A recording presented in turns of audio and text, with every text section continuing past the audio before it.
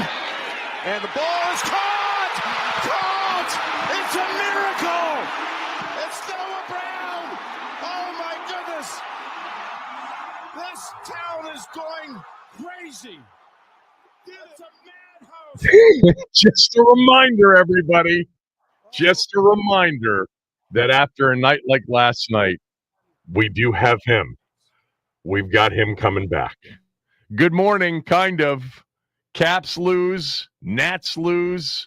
They haven't won in a while. And the Wizards went full-on Wizards last night, getting the worst possible outcome in the NBA draft lottery. 6th. They're not going to pick first. They're so far away from Cooper Flagg that they may end up with a queen, which would be nice too. Bub Carrington was there for the team last night in Chicago for the drawing. He's actually responsible for a spot worse in the draft. I know many of you weren't following this, but in the season finale, he made a buzzer beater to beat Miami, which made it so that the Wizards had the second worst record in the NBA, not the worst record, which meant their worst case was 6th instead of 5th. Thanks, Bub. I actually like Bub. I thought he was a really good player this year. Derek Queen, maybe, at 6 for you Terp fans like me. For Danny in Rockville was relentless when I suggested in January that Derek Queen was a lottery pick. And at the time, he may have been in some mock late first rounders, late first round, mock drafts. And I said, no chance. There's no way he's escaping the lottery. In fact, he'll probably be a top 10 pick. And actually, a lot of the mocks after last night have Derek Queen somewhere in that top 6 range. So maybe the baby Terp ends up staying home and playing with Bub Carrington, also a Baltimore guy. And I think somebody told me that they are friends. What a disastrous night. Look, I know it doesn't guarantee anything, but what I suggested yesterday, I think is true, is that while Cooper Flagg or even a Dylan Harper, there's no guarantee of anything in the NBA. The bottom line is it would have changed the current relevancy status for the Wizards organization. They are, and I hate to say this because they are a favorite team of mine and have been throughout my life. I'm a born and raised Washingtonian, as many of you know, and the Bullets/Wizards have been one of my passions of many, many years. I am old enough to remember 78 and 79 and Elvin Hayes and Wes Unseld and Bobby Dandridge and Phil Chenier, and certainly got into some of the teams, along the way here in this century, the, Gilbert, Caron teams, Antoine teams. Much more so, I had a stronger feel for the Beal, Wall, Gortat, Nene, Trevor Ariza team. I thought those teams actually weren't championship contenders, but had a chance to participate deep into the postseason and nearly did a couple of times. They were a game away from the Eastern Conference Finals. 8 years ago, by the way, 8 years ago last night. 8 years ago last night was John Wall's Game 6 shot. I was there that night when he jumped up on the scorer's table and said, "My town." And they went to Game 7 in Boston and lost a competitive game. Beal was phenomenal in that game. And they had a chance a couple of years earlier against Atlanta, but John broke his hand and missed the rest of that series. But they've been an irrelevant franchise for so long. And what Cooper Flagg would have guaranteed, at least for a period of time, call it a year or two, it would have guaranteed the Wizards would have been in the conversation about NBA basketball. They're not. No one even brings them up in the course of an NBA conversation. They are a truly irrelevant franchise. Now, one of the reasons is because of what they're doing, and I'm all for it. I'm totally for the process that they're going through. It would just be nice if along the way, a couple of the ping pong balls went their way, because they need that. No guarantee Cooper Flagg's going to be the answer at number one. He's a very, very highly thought of prospect, not Victor Wembanyama, as we talked about yesterday, probably not even Zion Williamson, but as good as any other than those two in recent years. But the nature of Cooper Flagg, okay, being A, a Dookie, B, really good, C, the first American-born white player to go number one overall in 50 years, would have made the team the focus of a lot of league conversation. Certainly to monitor the growth of Cooper Flagg and his career. But anyway, we know from the NBA, witness Jokic, Giannis, Kawhi, the lists go on and on. The Golden State Warriors didn't build their dynasty with number one overall. You've got to be really good at evaluating talent, and you got to find that next Jokic, that next Giannis, that next Steph. You got to find those players beyond number one, and that's the job of the Wizards' new, or now not so new, front office. I'm all for the process. It would have been fun had they gotten number one overall, but the conspiracy theorists and the it's rigged stuff, you're just not going to get me to do that. I don't mind it. It doesn't annoy me when people scream that. I think most adults understand that if that actually did happen, people would go to jail. That's what would happen if this was actually rigged. But I will suggest something coming up here in this opening segment that I do think is unfair about the process. We'll get to that momentarily. Max is with me. Right now, we've got a potential guest or two, but nobody confirmed for the show. So it may just be us today. And there is a lot of breaking legitimate official NFL schedule news. We now know, all of the international games.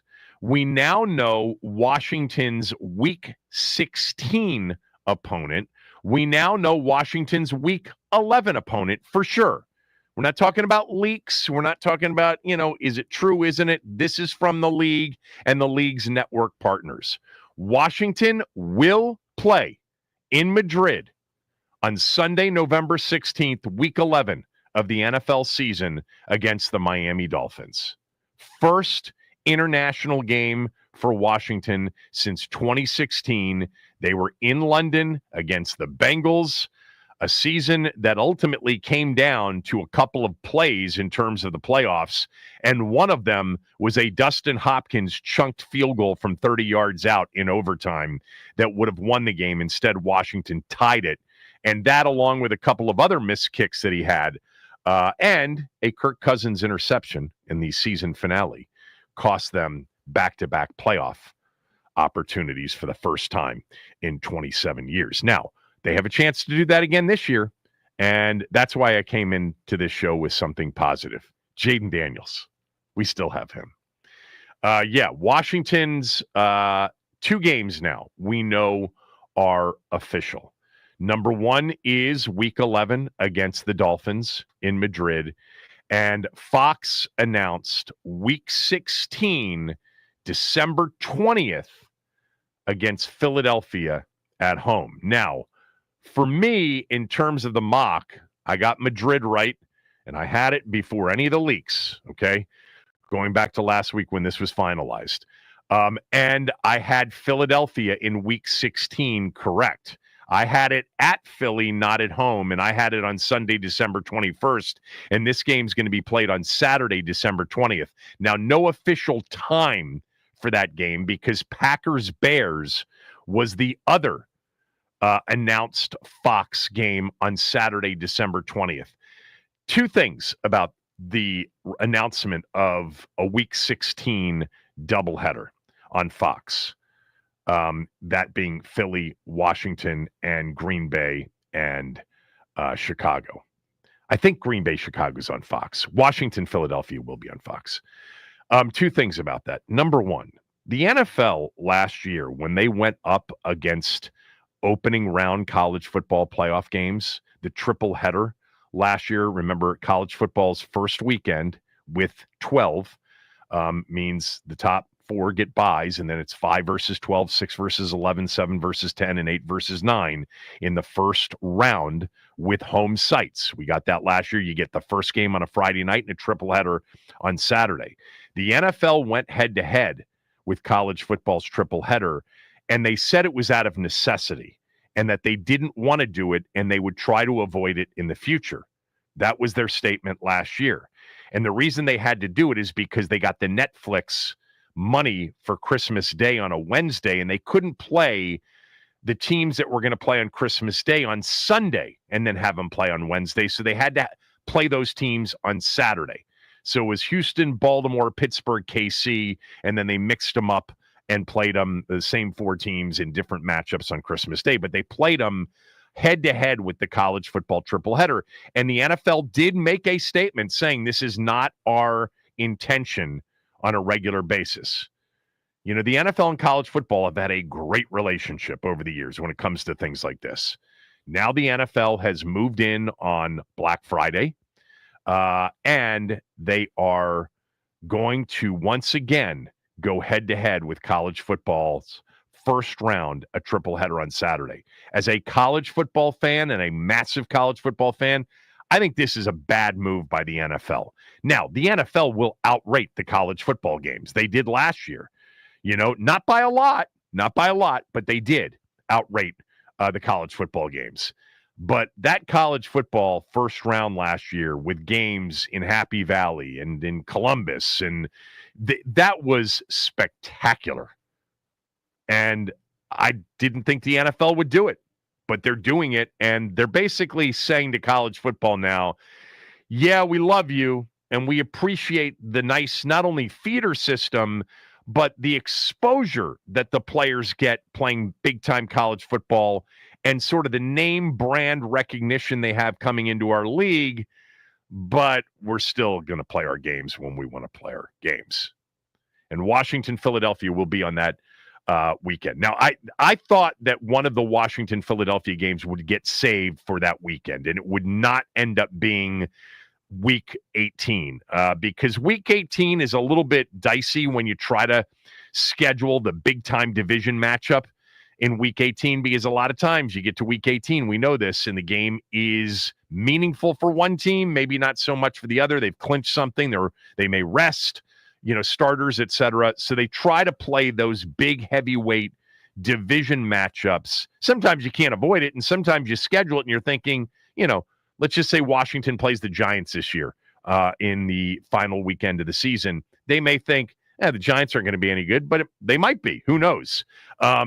But that Philadelphia-Washington second game was going to be either Week 16 or Week 17. Now, the other thing about the 2 games that we know of for Washington now, for sure, the Miami game and the December 20th game.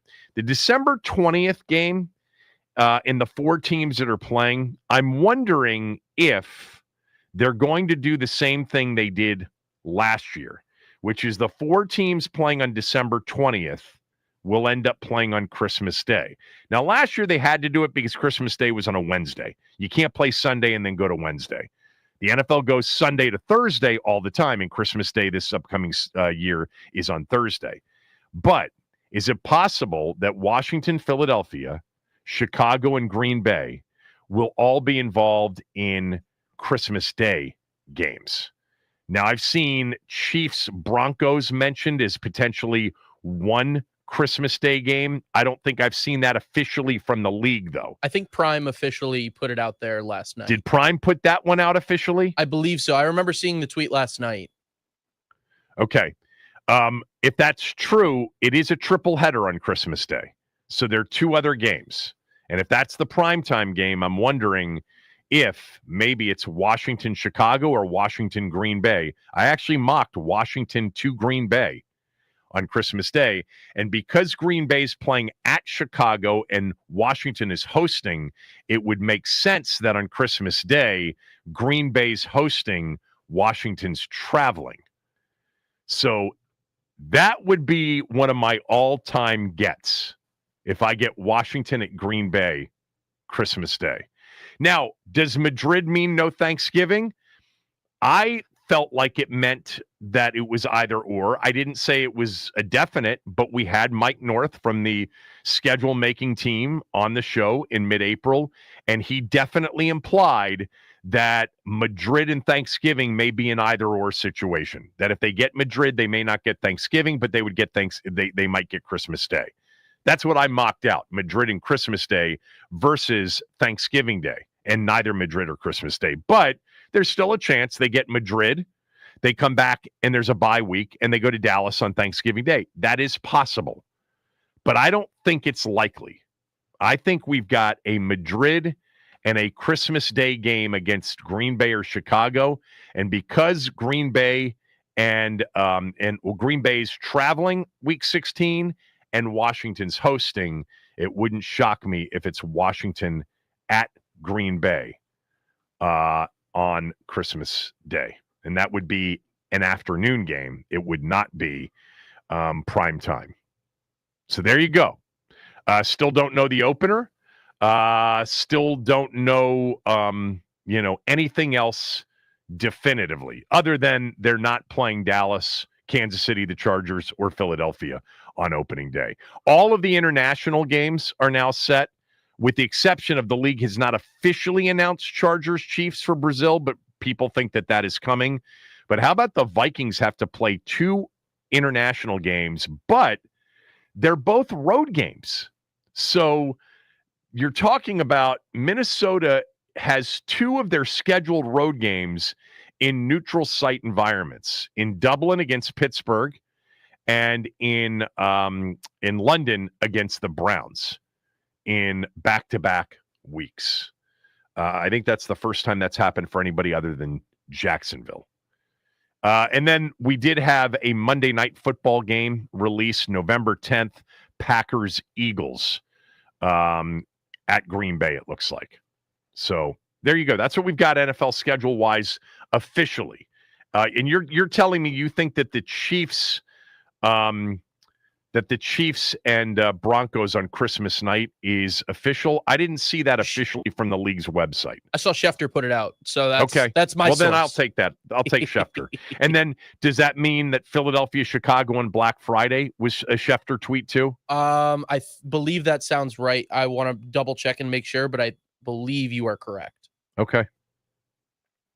Yeah, I mean, I am thinking that the Fox doubleheader on Saturday, December 20th, which is official, because because Washington's at home and Green Bay is on the road, there's a really good chance it's Washington at Green Bay on Christmas Day.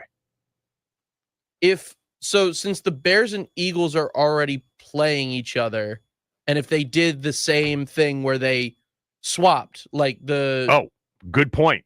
So Bears and Eagles have already played on Black Friday. If that's true, then the Eagles would have to play the Packers if those 4 teams are being, put on Christmas Day. There's no guarantee that those 4 teams, they did it last year because of the turnaround, because you couldn't go Sunday to Wednesday, but you can go Sunday to Thursday. But I thought maybe the 4 teams, but that's the excellent point. So Eagles Bears on Black Friday, if that is indeed official, means that it couldn't be Eagles Bears on Christmas Day, which means there'd be a better chance it would be Washington Chicago if it comes from the list of these 4 teams. This group of 4. I said it on Christmas Twitter. Day. A Hail Mary rematch on Christmas Day. Yeah. A little on the nose for Roger Goodell in the NFL, but that would hit. I'd Full like of it. Grace, the Lord is with thee. Blessed art thou. All right. That's all we know officially, I think, now. That in addition to yesterday's Dallas-Philly opening night announcement. Yes, I did tweet my mock schedule out because I wanted to tweet it out after we had done it on the air. And, of course, I realized that Washington at Dallas for my season opener is incorrect.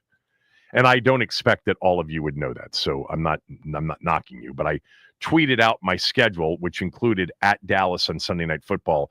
And a lot of the responses were, hey, dope. They can't play Dallas on opening week. Dallas is playing Philadelphia. Yes, I am aware of that. But I didn't change my mock from last week. I left it as is. because that's the point, is to see how many I actually are even close to getting right. And Madrid and Philly on the right weekend, it's pretty good so far. I'll take it. All right. So on this draft lottery last night, I don't know if everybody's familiar with how this thing works. Like, this thing is audited.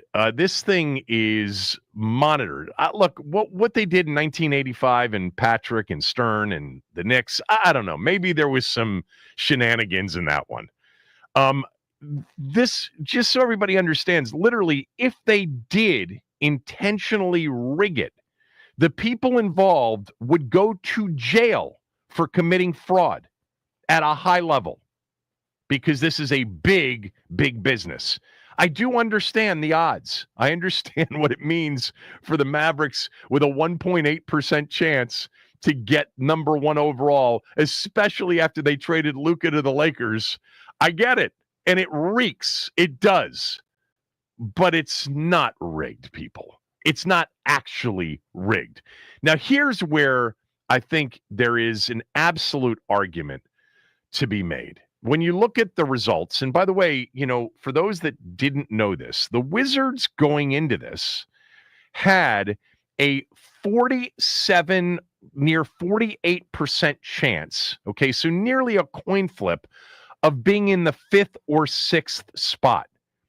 The chances that they would get number one were 14%, so there was an 86% chance they wouldn't. The chances of getting a top two were only 27.5%. So the chances were 72.5% that they wouldn't. The chances, the highest percent chance was that they would get 5th overall.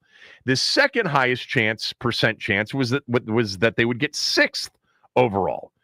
If you didn't know that, I'm just sharing that with you. The way it works basically is that there are 1,004 ping pong ball combinations, and they weight it for the teams with the worst records, but they don't weight it the way they used to. In 2019, to avoid tanking at the end of the season, they gave the 3 worst teams in the league equal chances of getting number one overall. And they gave them 140 combinations out of 1,000, or 14%. So Utah and Charlotte and Washington each had a 14% chance to get number one overall. And then you keep going down the list until you get to the last team in the field, and that was 5 combinations overall, or a 0.5% chance. 5 combinations of 4 ping pong balls out of 1,000 combinations. There is, and I read a lot about this late last night, there is one combination that they actually rule out. So there are 4 balls numbered 1 through 14. They draw 4 balls, and so there's a 4-number combination. But to get it to 1,000, because there are actually 1,001 possible combinations with 4 balls numbered 1 through 14, you can do your factorial, your statistical factorial exercise to come up with it. But I'll just take my word. There are 1,001 possible combinations in any order. By the way, any order, it's just like a lottery. It doesn't matter what order they're pulled in. And they exclude the following combination: 11, 12, 13, 14. So if 11, 12, 13, 14 get pulled up, that gets excluded so that they can get down to 1,000 to make the percents cleaner. And the top 3 have a 14% chance. They're assigned 140 of the 1,000 possible winning combinations. But again, that means there's an 86% chance they're not getting number one overall. And in the Wizards' case, they had the second seed, or the second worst record. They had a 14% chance of getting the number one pick, a 13.42% chance of getting the second, a 12.75% of getting the third, and an 11.97% of getting the fourth. They only pull for the first 4 picks. And then after that, 5 through 14 are based on the remaining teams that didn't land in the top 4 in the lottery based on record. And that's why Bub Carrington's shot in the season finale against Miami cost the Wizards the worst record, which would have meant the worst case would have been the 5th pick. The worst case going in was sixth, and they got sixth. And there was a 1 in 5 chance of getting sixth, and there was a 47.86% chance that they would get 5 or 6. Everything else was lower odds. It still stinks. It stinks because there's always a chance, and you're playing and losing all these games, and you're going to end up with multiple teams in front of you with much better records, including the Dallas Mavericks. And I think an underrated part of the story last night was San Antonio got the number 2 pick. But my thing here is it's actually, people, just so you know, I mean, I guess there's a possibility they're committing fraud and risking going to prison. But if you assume that there's not actually an intentional fraud taking place, I think what they need to fix is, I think the worst teams in the league, I think they need to change the weighting. I think that you can create a system that certainly incentivizes less tanking at the end of the season, but also give those top 2-3 teams a better chance of ending up with a top 2 or 3 pick. And I just think that there need to be more combinations out of the 1,000 pulled for the worst teams. And it should be weighted just differently and just increase the chances, increase the odds of the worst teams getting better picks. Because here's the situation over the last few years, since 2019. Okay, 2019, the Pelicans had a 6% chance. They won 33 games. The first year of this, they got Zion Williamson. Minnesota got Anthony Edwards. They were one of the worst teams. They were the third worst. Yeah. So and then 2021, the second worst team got the top pick. Detroit got Cade Cunningham. Orlando was the second worst. They got Banchero. The Spurs were the second worst. They got Wembanyama. But the last 2 years, the Hawks were the 9th worst team. They got number 1 overall. Risache last year, number 1. And the Mavericks were the 11th worst out of the 14 teams. They had a 1.8% chance, and they're going to get Cooper Flag. And the Wizards, I don't know.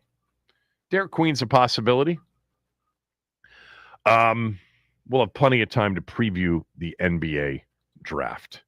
Caps got beat last night, and they deserved it. More on that next.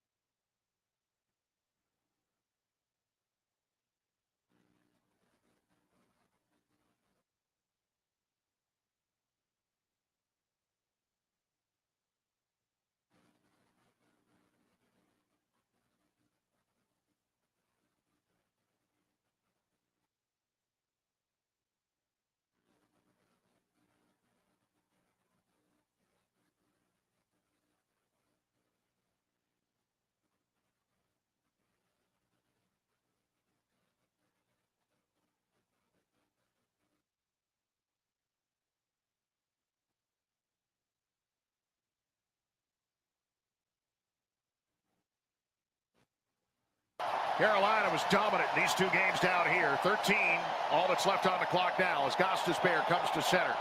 He's just going to double back in his zone. Call off the dogs and let the crowd do their thing. Carolina pulls away at the end and picks up a 5-2 victory here in Game 4 to push Washington to the brink in this second round Stanley Cup playoff matchup. John Walton, final call last night in Raleigh. The Caps now down to 3-1 and on the brink of elimination. It's interesting. I didn't feel like they were dominated in Game 3. John said dominated in both games down here in Raleigh. I really felt like they played well in Game 3, and it was actually their most complete game, and yet they lost 4-0. Last night, though, felt more like Game 1. But the score was more reflective of it. Now, the Caps on a power play goal, actually a two-man advantage, got an Ovechkin goal to make it 3-2 in the third period. But just, I thought not Logan Thompson's best night, Max. Certainly not his best night. We talked about the goal that he gave up in Game 3. He's given up a couple of bad goals, right? Is that fair or not? A few here and there, but like it's also going to happen. The other thing, the Caps defense last night kind of was hanging him out to dry. It just felt like they weren't on it like they were in games 2 or 3. It was kind of it was like you said, it was very reflective of Game 1 where they just kind of looked lackadaisical on the back foot. They just weren't, the effort just didn't seem to be there from a lot of guys, and it was a really frustrating watch from a fan perspective.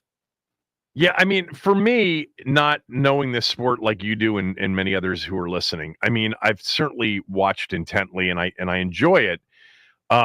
There were a couple of things last night. Number one, it really once again looked like ice time tilted, dominated. Very much. Carolina just, out hustling, out quicking, out stick handling, out, puck handling, however you describe that all night long. 5-on-5, it just seemed like the Caps never had much of a chance.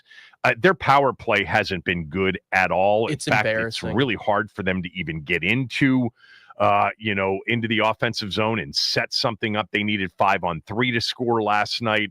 What has certainly saved them in Game 1, even though they lost Game 1, was Logan Thompson. And I thought that Jarvis goal last night, that's a goal that you can't allow. Look, things change in hockey. We understand that. The Caps played horribly and nearly won Game 1. They played better in Game 3 and got blown out. Game 2 was their best effort overall, certainly for 2 periods, because they weren't great in the first period. And last night felt more like the kind of one-sided beatdown that they took in Game 1, with the score more reflecting it. Can it change? You tell me if it can change. If somebody didn't know anything about these two teams and watched the first 4 games, you would not say that Carolina is fortunate to be up 3-1. No. You would say the better team, the clear better team, is up 3-1. And therefore, the conclusion would be they can win and probably will win one of the final 3.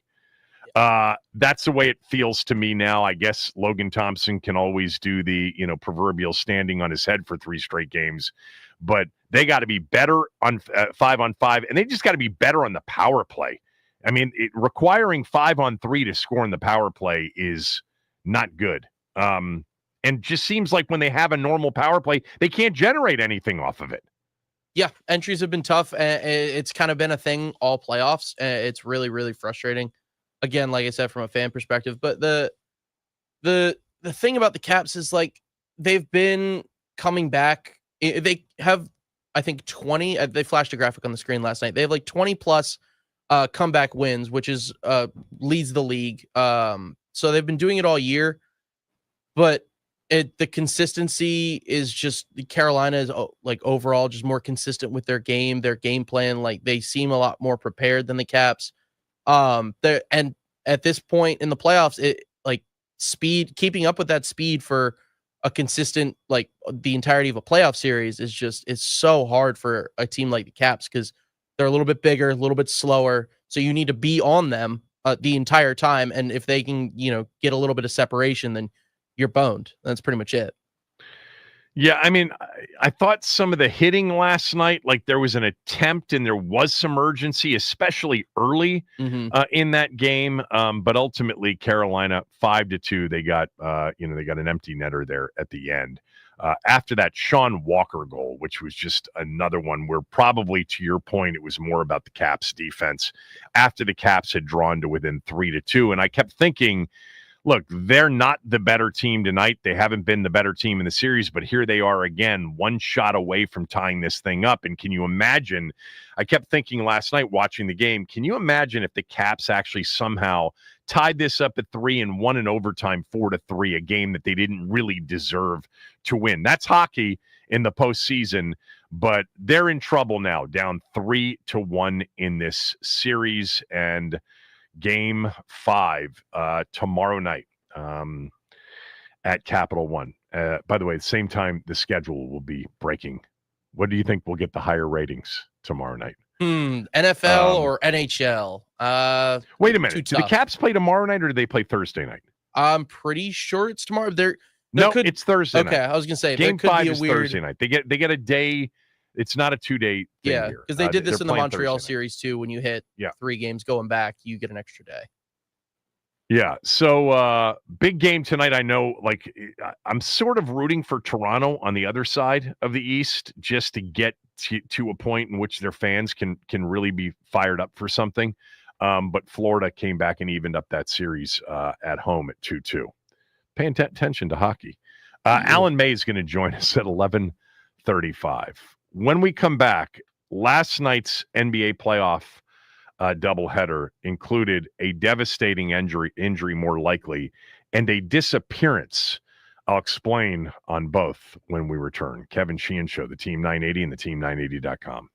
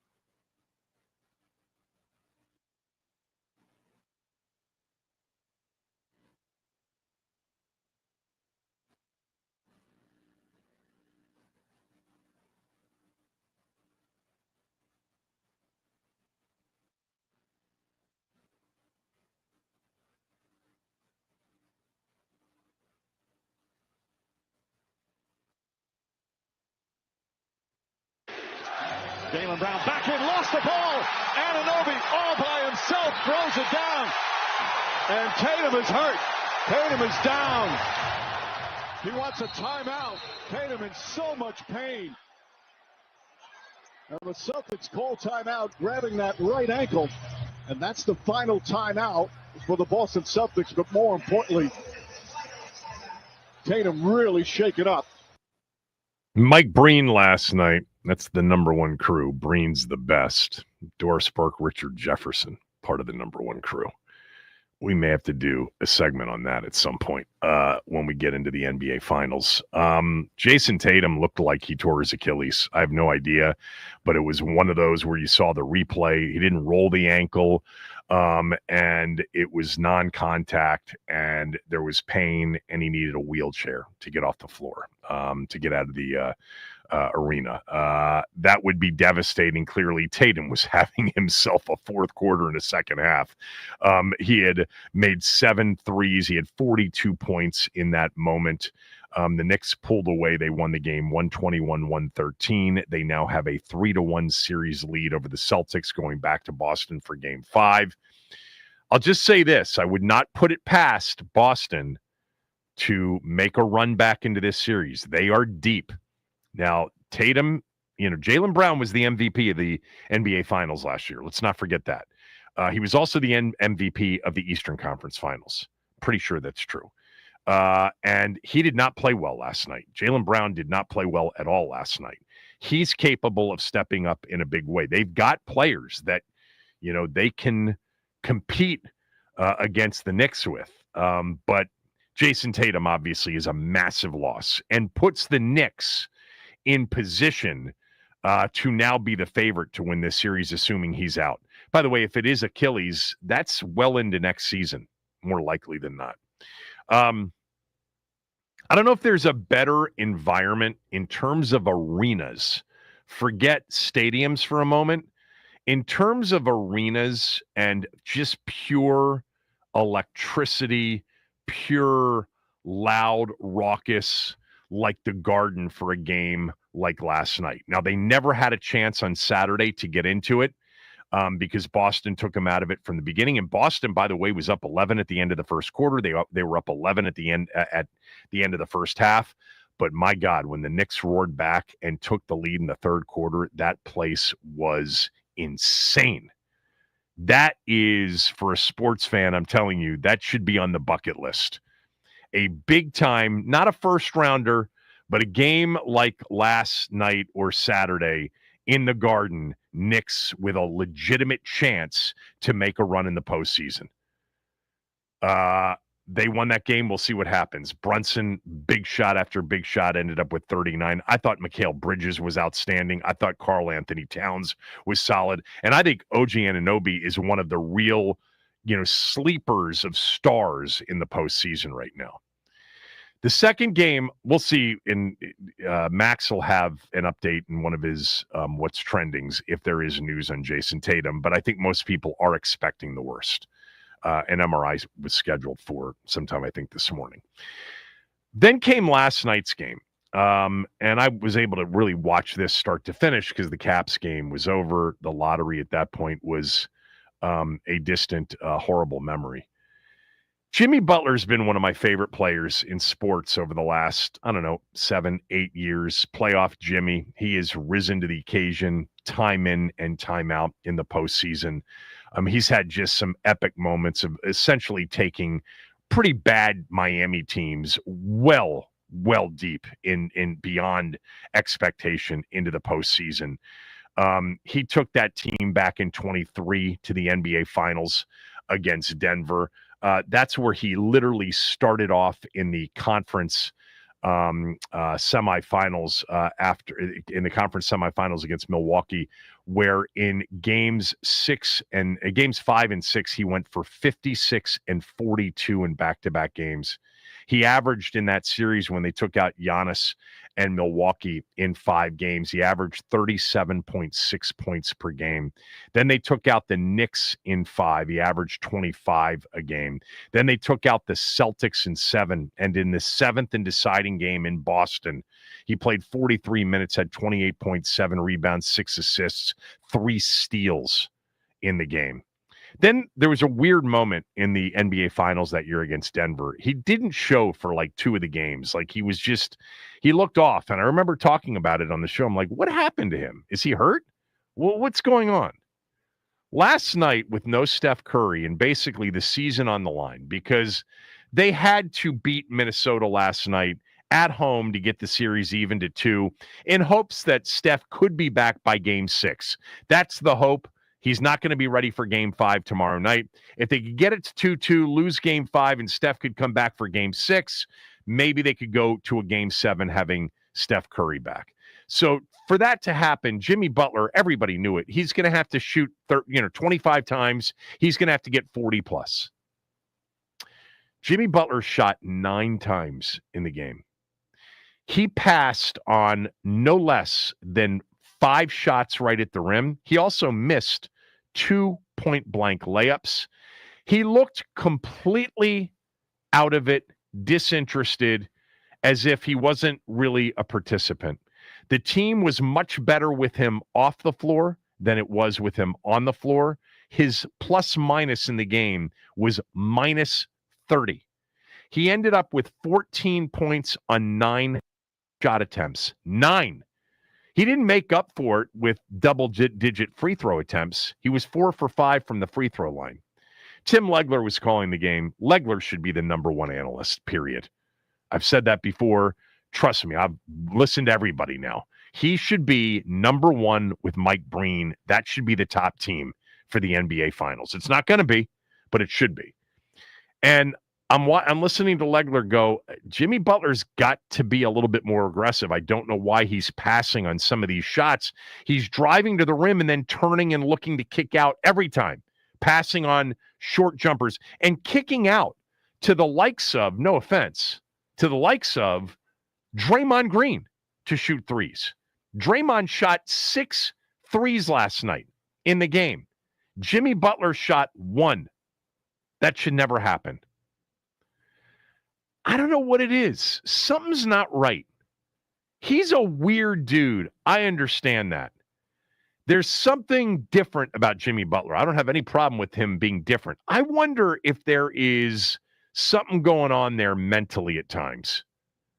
You know, maybe he had a case of the yips last night, felt it, and some nights he doesn't feel it, some nights he does. Maybe he just doesn't like being the focal point, but that can't be right because he's gone for 40 and 50 plus when he's been the focal point in playoff games. It was weird. It was a strange, mysterious performance. If you didn't know any better, and I would not chalk it up to this, but you'd be suspicious in watching it. You'd be suspicious. Like, what's he doing? They don't have Steph Curry. They don't have anybody other than maybe Buddy Hield who can kind of go off. They need him to get 30 minimum to have a chance. They need him to be aggressive offensively. And he was the most passive player on the court by far. He was passive defensively too, which is usually not the case. Now, they played a lot of zone. Doesn't mean you have to be passive in zone. Weird performance. One of the strangest games by a perceived superstar player, especially in the postseason, playoff Jimmy, that I think I've ever witnessed. There was no explanation afterwards that he was sick or hurt. He may have been tired. Okay. He played a lot of minutes the other night, scored 33, didn't score in the final 8 minutes of game 3. I think it's interesting to kind of, I'd love to see somebody do some reporting on what was going on with him. Something was going on with him last night. It was not normal. Not normal. Pleading. I mean, you're talking about fans, broadcasters, people are pleading for him to join the game, to become a participant in the game. But with him on the floor, at times it felt like it was 4-on-5. That's Jimmy Butler we're talking about. Weird, mysterious, suspicious performance by him. Meantime, our team was drawing the 6th pole in the draft. Alan May is going to join us at 11:35. Chase Hughes will jump on with us at 12. We've got some football to talk about. Trey Hendrickson speaking out yesterday. We'll tell you what he said and what that means for teams that might still be interested when we return. Kevin Sheehan Show, the Team 980 and the team980.com.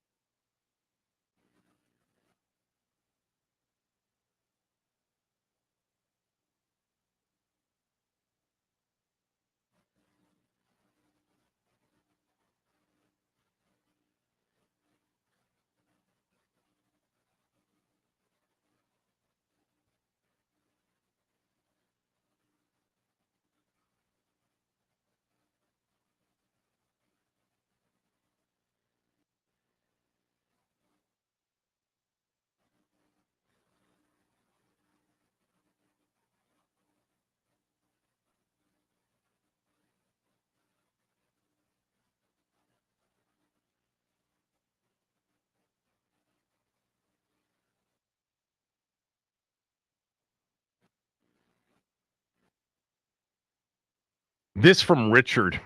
Richard writes, can't believe you're that gullible, Sheehan. It's the commissioner and a few people in a room. Of course, this thing could be rigged. First of all, it's not just that. They have actually an oversee from an actual top-tier auditing firm. Look, think of it just, if you really just want to think of it in the most simplistic terms, just think of it risk-reward. What's the risk? What's the reward? The reward of placing a player like Cooper Flagg in a market that is more advantageous for the league is new revenue, incremental revenue, more revenue than you would have had he ended up in a market that wasn't as attractive.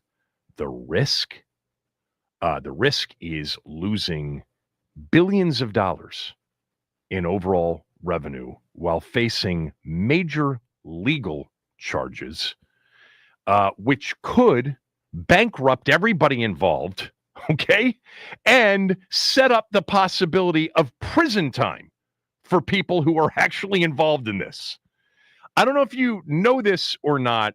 The league just got billions of dollars in a new television deal that lasts for the next 11 years, I think it is. It's not hurting. They don't need the bump in new revenue that might come with Cooper Flagg playing in Dallas or Luka playing in LA instead of Luka staying in Dallas and Washington drafting Cooper Flagg. Their money from the television deal is guaranteed for the next 11 or 12 years, whatever it is. It's an insane amount of money. It's just too much risk for too little reward. It just doesn't make sense. Whenever I hear these conspiracy theories specific to sports leagues, it's like, why? Why do you think they would need to do this? Do you realize how much money they're printing, all of these leagues? They don't need to do that. They're not doing it. My point is, look, you think whatever you want. It's emotions tied into Dallas with the chance they had, and obviously the worst teams in the league not getting the number 1 or number 2 pick in the draft. I would just weight it differently. I would give the worst teams a better chance. They went to the current system so that teams wouldn't be tanking at the end of seasons. The worst 3 teams have equal chances. So don't have to tank to end up with a worse record, although they are affected like the Wizards were by 1 win at the end of the year in terms of if they don't end up in the top 4, then it gets seeded or it gets slotted based on remaining teams and their records. And the Wizards had the second worst record in the league, which hurt them ultimately because they could have finished no worse than 5th. They got 6th. But I would just figure out a different kind of, percentage, increase the out of 1,000 combinations from 140 to 240. Let's give those 3 worst teams, maybe not 240, because then you're really minimizing the rest of it. I understand that there's some math involved here with 14 teams to try to weight it out, but I think you'd weight it even heavier on the 3 worst teams, giving them a better chance. It's still going to ultimately be a better chance that they don't get the first pick or the second pick. But yeah, no, I don't see personally Adam Silver, who gets paid, $30 million a year, something like that. I personally don't. What does Adam Silver get paid? Look up his salary. Is Goodell $50 million now? Pull up something that says commissioner salaries. I'm curious as to what the difference is between Goodell and Adam Silver. But whatever it is, it's millions and millions. It's double-digit millions, I'm assuming, a year. And I don't think that he's really hurting to the point where, or the league's hurting to the point where they have to rig a draft lottery and risk, literally being, sued for fraud and ending up in prison. That doesn't make sense to me for, a reward that is a bump in incremental overall revenue because you placed Luke in LA and you placed a better player in Dallas. than another market, Utah or Charlotte, or God forbid our city, which seems to be, treated like it's got leprosy by the rest of the league. All right. So yesterday there was some news in the NFL. Trey Hendrickson sent Adam Schefter and ESPN a note about the state of negotiations between him and Cincinnati. Just reminding everybody, Trey Hendrickson plays for the Bengals. He has led the league in sacks, led the league in sacks with 17.5 this past season. He had 17.5 sacks the season before. He's been, along with, Myles Garrett, TJ Watt, a couple of others, but he has been the leader in sacks over the last 3 years in aggregate. He's 30 years old. He's entering the final year of his contract, and he wants to get paid. He wants to get paid big time, and Cincinnati wasn't necessarily willing to give him what he wanted after the season ended, so they allowed him and his agent to go out and seek a trade partner. They didn't find one. There's no specifics on whether or not they didn't find one because the teams weren't willing to give Cincinnati the compensation they were looking for, which is, I think, the most likely answer. But it's also possible that the teams weren't willing to give Trey Hendrickson the deal that he wanted, because you're not going to make that trade without knowing that you're going to have him on a long-term deal that is satisfactory to both you and him. I think that the trade compensation, it was reported that the Bengals were looking for a first rounder and perhaps a night 2 pick, called a first and a third for Trey Hendrickson, given that the team that would acquire him would then have to pay him $30+ million a year, top 3 for an edge defensive end in the league. It seemed steep to teams that were interested. As I've said, going back to the moment that it became obvious that Trey Hendrickson may be available and that Myles Garrett was not, that I do believe Washington has expressed interest, but I think the price has been too high, not just for Washington, but for other teams as well. So after the draft, going into the draft, wasn't traded right before the draft or during the draft, hasn't been traded after the draft. So the likely, kind of conclusion was, well, Trey Hendrickson's going to re-sign with Cincinnati, because now Cincinnati can't even get picks for the 2025 draft. And so, any compensation they'd be accepting would be for next year. Are teams, willing to give up something for next year? Probably more so than they were for this year. What is Cincinnati requiring? Who knows? I would think if it's next year, it's got to be a minimum of a first rounder. But would they drop that price to a second and a third or a second and a fourth? Because they just want to be rid of the player at this point, because they don't feel like they can get him signed. This is heading towards a holdout with him not playing, him sitting out. So Hendrickson yesterday went public, as he's done before, because remember, Max, he went public on the McAfee show. Yes. Like a month ago before the draft. And he called out, and I forget her name, but she's an executive in the front office. And she called him out saying, essentially, it doesn't look like he's ever going to be happy, with whatever rate we pay him.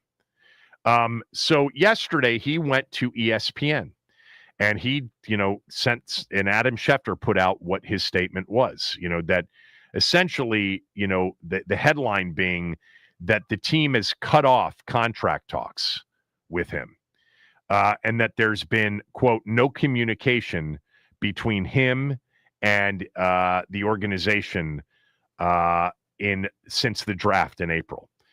Here are a couple of the quotes. Quote, rather than using collaboration to get us to a point to bring me home to the team, they are no longer communicating. I've been eagerly awaiting a resolution of this situation, but that's hard to do when there's no discussion and an evident lack of interest in reaching mutual goals, closed quote. He also said that they, quote, did not reflect in their talks and offers the vision that we had shared and were promised. So discussions have essentially stalled out on Trey Hendrickson. Is he available? I don't know if he's available. I think Cincinnati, once they re-sign Chase and Higgins, I think it kind of said we're going for it. We want to improve on 9 and 8 last year. They were terrible defensively. He's their best defensive player by far, their best defensive player, but he doesn't make good money. And, guys are much higher up in the league in overall salaries. I had this up a minute ago. Just let me bear with me because I want to see where he is relative. While you're doing that, I do want to read what Katie Blackburn did say last month about Hendrickson. Yeah, go ahead. I think he should be happy at certain rates that maybe he doesn't think he'd be happy at. I think it's some of it is on him to be happy at some point. If he's not, that's what holds it up sometimes. So, it takes him to say yes to something. Also, we have all respect in the world for him. He's been a great player. We're happy to have him. And so maybe we'll find a way to get something to work. We're just going to have to see where it goes. All right, here are the edge rusher contracts right now. After the Myles Garrett deal a few months ago, Garrett now is the highest paid defensive player of all time. He earns $40 million a year. He got $123.6 million in guaranteed money on a $160 million deal. Danielle Hunter is next at $35.6 million a year. Then Crosby's at $35.5, Bosa's at $34. And then you get Josh Hines Allen, Brian Burns, TJ Watt, all at the $28 million mark.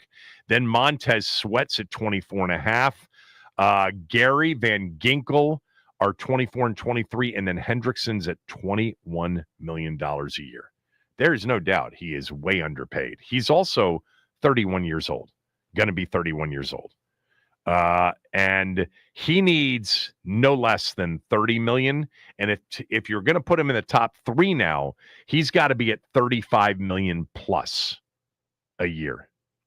That's a big part of the conversation with teams. It's not just the compensation you're giving up for the player.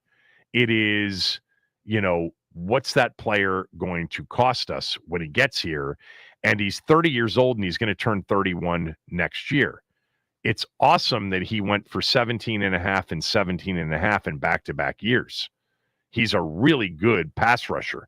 By the way, nowhere near, in my opinion, the overall edge player that Myles Garrett is, that TJ Watt is, that Max Crosby is, for that matter. But he is a spectacular pass rusher. Would you do it for if the price in compensation dropped because he's so expensive, but if it dropped to, say, a second and a third? God, a second and a fourth seems so light for Trey Hendrickson. I can't imagine Cincinnati accepting less than a first. Next year's first, especially now that we're talking about next year's picks. When we're talking about next year's picks, they get discounted a little bit because you don't have that use of it until the 2026 season. I can't imagine that they are going to take less than a first rounder. But with given how far this has gone at this point, I can't imagine a team would be interested in offering a first for him. Especially if, like I said, it's been going on for as many months as it has. Well, you'd rather spend next year's first than this year's first. So we've gotten past this year. For sure. So next year's first, discounted slightly means maybe this year's second, this year's second and third, if you were willing to give up that. I think the issue really is the Bengals are a quirky organization, the Browns, Mike Brown, over the years. They're stubborn. It would not surprise me if they've got a price, they're not moving off of it. And if they tell him you're really going to hold out, in a season in which you're about to turn 31 years old and and we've offered you, let's just say they've offered him somewhere around 28 million. It's not top 3, but it's top 5-ish. That's, I still think he ends up in Cincinnati this year, but yeah, would you do it? Would you pull the trigger on Trey Hendrickson for a first rounder next year, or let's just say a second and a third next year? I think these are always the hardest conversations. Nobody really has a clue. But I think the reporting about pre-draft that Cincinnati wanted a first and a night 2 pick, and teams thought that was too steep. So let's just say that it's at least a first that they're willing to take next year. And would you do it? And then pay him what you'd have to pay him, which is north of $30 million a year for multiple years when he is going to be 31 this upcoming season. You've got to be if you're willing to do that, you have to be a team. You have to be a team that feels like it's a few players away from legitimately winning it all. Now, you can look at our team and say they're more than just a few players away from that after what we saw in the NFC Championship game. There's only a few players on our roster that would have started for Philadelphia. But they added Laremy Tunsil. They added Deebo Samuel. You have Marshawn Lattimore, and you have the hope of Marshawn Lattimore with some health and a full season to acclimate to the new system of becoming Marshawn Lattimore. You add Trey Hendrickson, and you add 16, 17 sacks to your defense. You have increased the possibility of winning the Super Bowl. But at what cost? Do you care about the cost if you're looking at this as a Super Bowl window? Jaden's rookie deal. Can you front load it? Can you pop it all into these first 2 years of the deal and go for it in 25 and 26 with him at 31 and 32 years old, or 30 and 31 primarily for the better part of his season? His birthday's in December. 301-230-0980, 301-230-0980.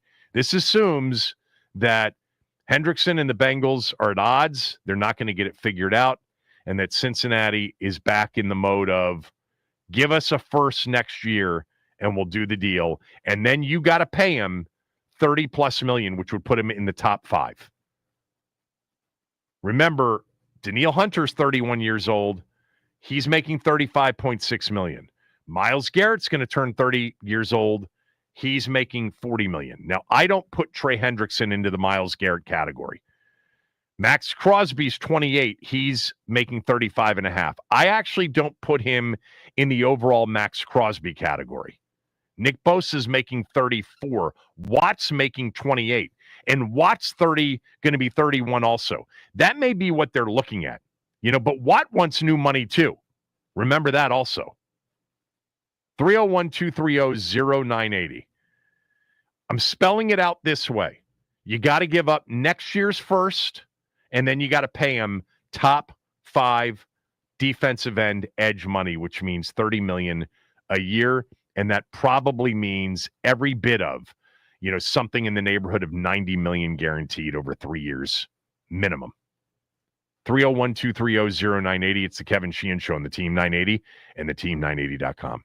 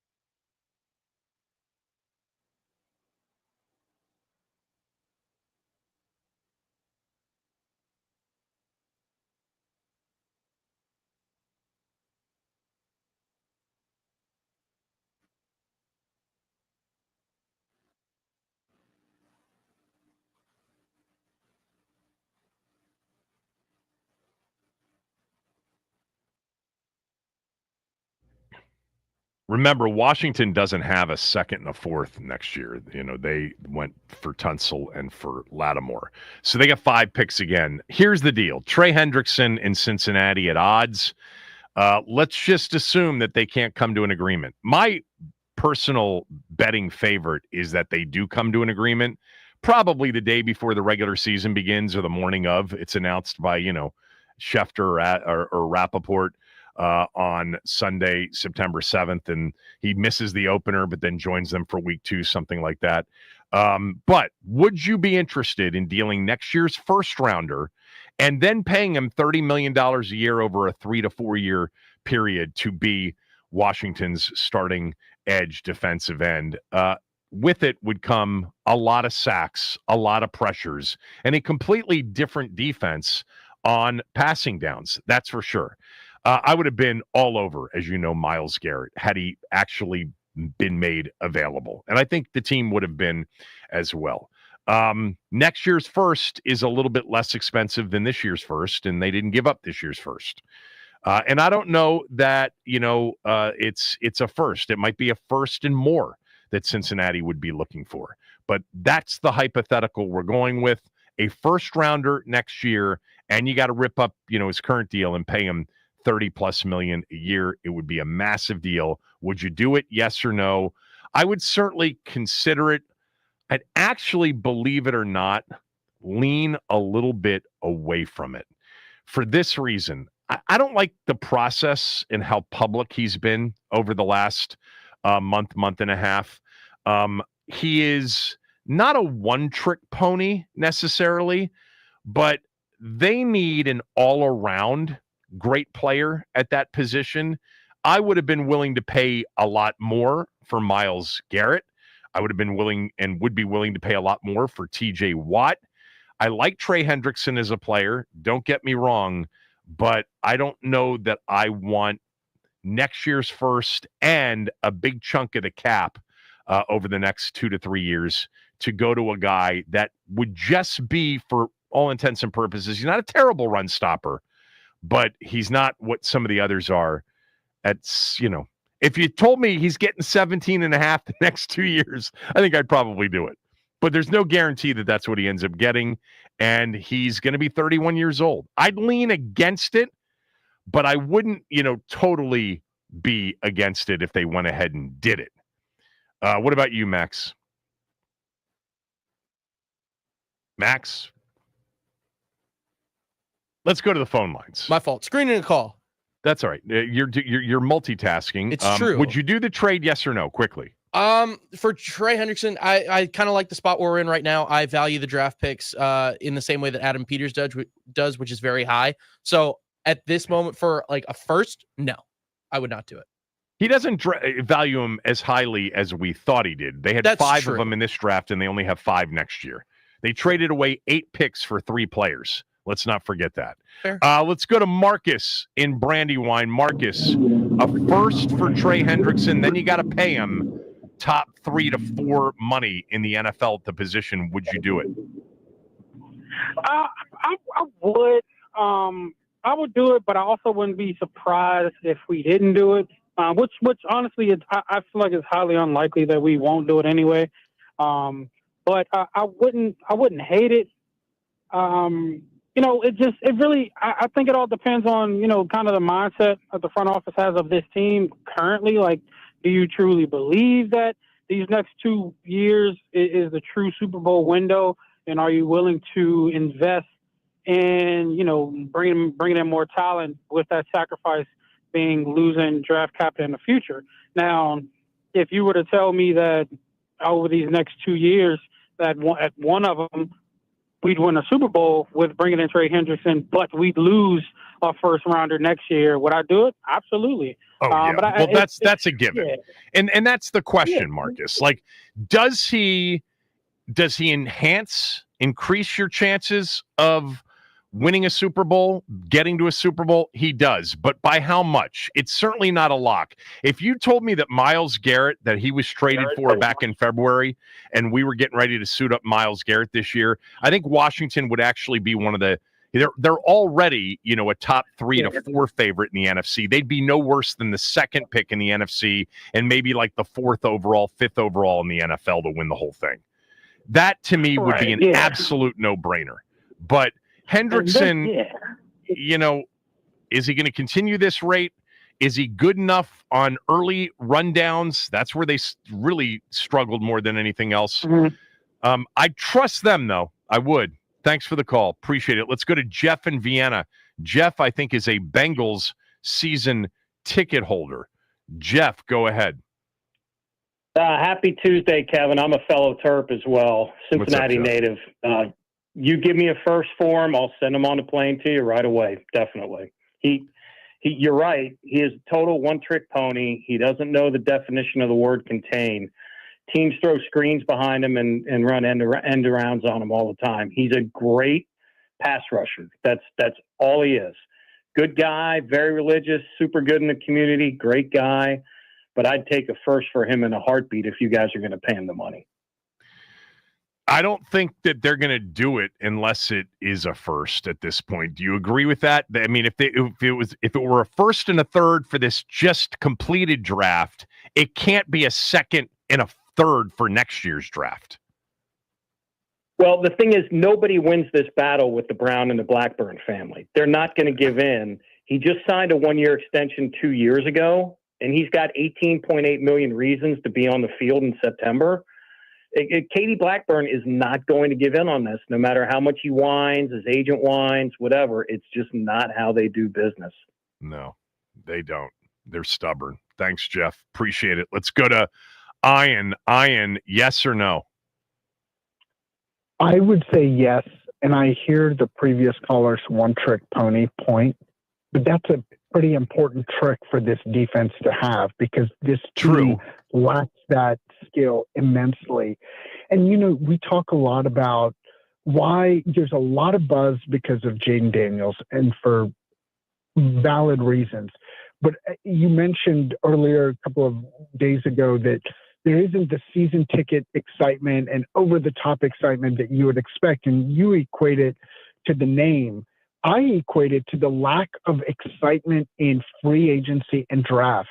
Even though they did, Kevin, people, of course, are excited for Jaden Daniels, but when your big acquisitions are first round is a lineman and your big free agent pickup is a lineman, that's not exciting. Like if they picked up T. Higgins, I think there would have been a little bit more tangible excitement for the upcoming season. Minimal. Okay, minimal. But my point is, can we get a playmaker on defense? And Trey Hendrickson would be that. If they had picked up Myles Garrett, that would have been exciting. Like my point is, and I'm not hearkening back to the Snyder years, but this off season has been so methodical / dull.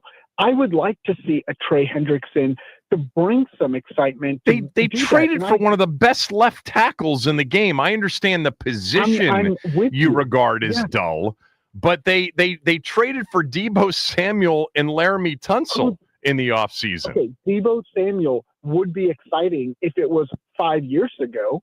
I understand, but the dullness is based on sort of the positional ad versus were they active? They were very active, and they would have been even more active, I think, if Myles Garrett had been available. Of course, but So my point. So getting back to your question, I'm a yes on Trey Hendrickson because I think it would be a crucial addition to a position that Washington needs. In a market that they need that. Like, it's a position of need. Their defense is no better on paper than it was last year. Why not go for it? You're trying to win now. You're trying to win in this rookie. I think they've been interested. I think they've been interested, but I think they are, with this particular player, probably more so than they would have been with Garrett. It's got to be the right value. And Cincinnati's probably asking for too much, and maybe he's asking for too much at 30 years old. Thanks for the call. Good input from Ian. Let's go to Bay in D.C. Bay, would you trade a first-rounder and then pay Trey Hendrickson? Hey, what's up, Kevin? I wouldn't trade What's the up, first babe? round to Cincinnati. I wouldn't trade the first round to Cincinnati to save my life. They are the worst when it comes down to paying their players and how they treat their players. I look back at Carson Palmer, I think. They wouldn't even let this man go. They said, we'd rather you retire a bingo than let you go. That just goes to show you how chaotic it is in their front office. And we know about chaos because we had Snyder and the Clown Show here in D.C. So at the end of the day, I think he can go for either a second or a third. They know they're not going to get a first for him because somebody's going to have to pay for him. And I think he just You might be right. Anyway. We don't have a second next year, so just understand that. Yes, sir. But and our first would be a projected late first round pick because we're supposed to be really good next year. So there is that as well. But yeah, I mean, I'm settling in on the first because it's next year and it's discounted from this year, and they couldn't get a first and a night 2 pick this year. I think the issue is, do you think he increases the possibility of being in the Super Bowl enough to justify the expense? Miles Garrett, no brainer. And the expense would have been almost immaterial. Obviously, you're not going to trade 5 years of first round picks. Trey Hendrickson is definitely, as our Cincinnati guy mentioned, he's much more of a one-trick pony than Miles Garrett is. Look, I see all of you on hold. So I'm going to, we've got Alan May coming on the show. We're going to talk to Alan. We're going to get back to this, I promise, next hour. I'm not expecting you to be around, but if you are around, I promise you we'll get back to this so that you can weigh in on the phones. Kevin Sheehan Show, the Team 980, theteam980.com. We're free and live on the Odyssey app. You don't have to know rugby to love rugby. You just have to feel it. The energy, the hits, the nonstop action. Old Glory DC brings it all. And tonight, May 13th, 6 p.m., Old Glory's bringing it to NOLA Gold under the lights at George Mason University Stadium in Fairfax. It's not just a game. It's 80 minutes of pure adrenaline, rucks, scrums, breakaway runs, a collision course on grass. And this isn't just any match. It's Military Appreciation Night, Old Glory's biggest military salute ever. All active, retired, and National Guard service members get in free with a valid military ID. Just show your ID at the gate and you're in. Got friends and family coming along? General admission tickets are just $15. That's live Major League Rugby action for less than a trip to the movies. And before kickoff, author Martin Pegler will be signing his book, Brotherhood, When West Point Rugby Went to War. So if you've never experienced live rugby, this is your shot. This Tuesday night, as in tonight, May 13th, 6 p.m. at George Mason. Get your tickets now at oldglorydc.com. That's oldglorydc.com, and let's scrum together. All right, well, we're coming off a really, really rough night to be a DC sports fan. The Caps taken down in Carolina. They fall 5-2. They drop to down 3-1 in the series that returns to Capital One Arena on Thursday. The Nats walked off by the Braves after tying it in the top of the ninth. They lose 4-3. It's their 6th loss in a row. Speaking of 6th, the Washington Wizards draw the 6th pick in the NBA draft. Some names to watch now. Now that Washington has fallen out of the Cooper Flag sweepstakes, VJ Edgecombe, Trey Johnson, Ace Bailey, Derek Queen, and Jeremiah Fears. The Wolves beat the Warriors 117-110. Anthony Edwards and Julius Randle combined for 60 points. Jimmy Butler had just 14 points on 9 shots. The Knicks win over the Celtics 121-113. That is hardly the biggest loss for the Celtics, as Jason Tatum went down with a non-contact injury to his leg. Fears are a torn Achilles. That report will come probably later today. An MRI was scheduled for this morning. This update is sponsored by the Team 980 YouTube page. Just open the app, type in the Team 980, and hit subscribe. Kevin Sheehan is live from 10 to 1, and Craig Hoffman from 4 to 7. Don't forget to like the stream and turn on notifications to stay up to date on all things DC sports. And that's what's trending.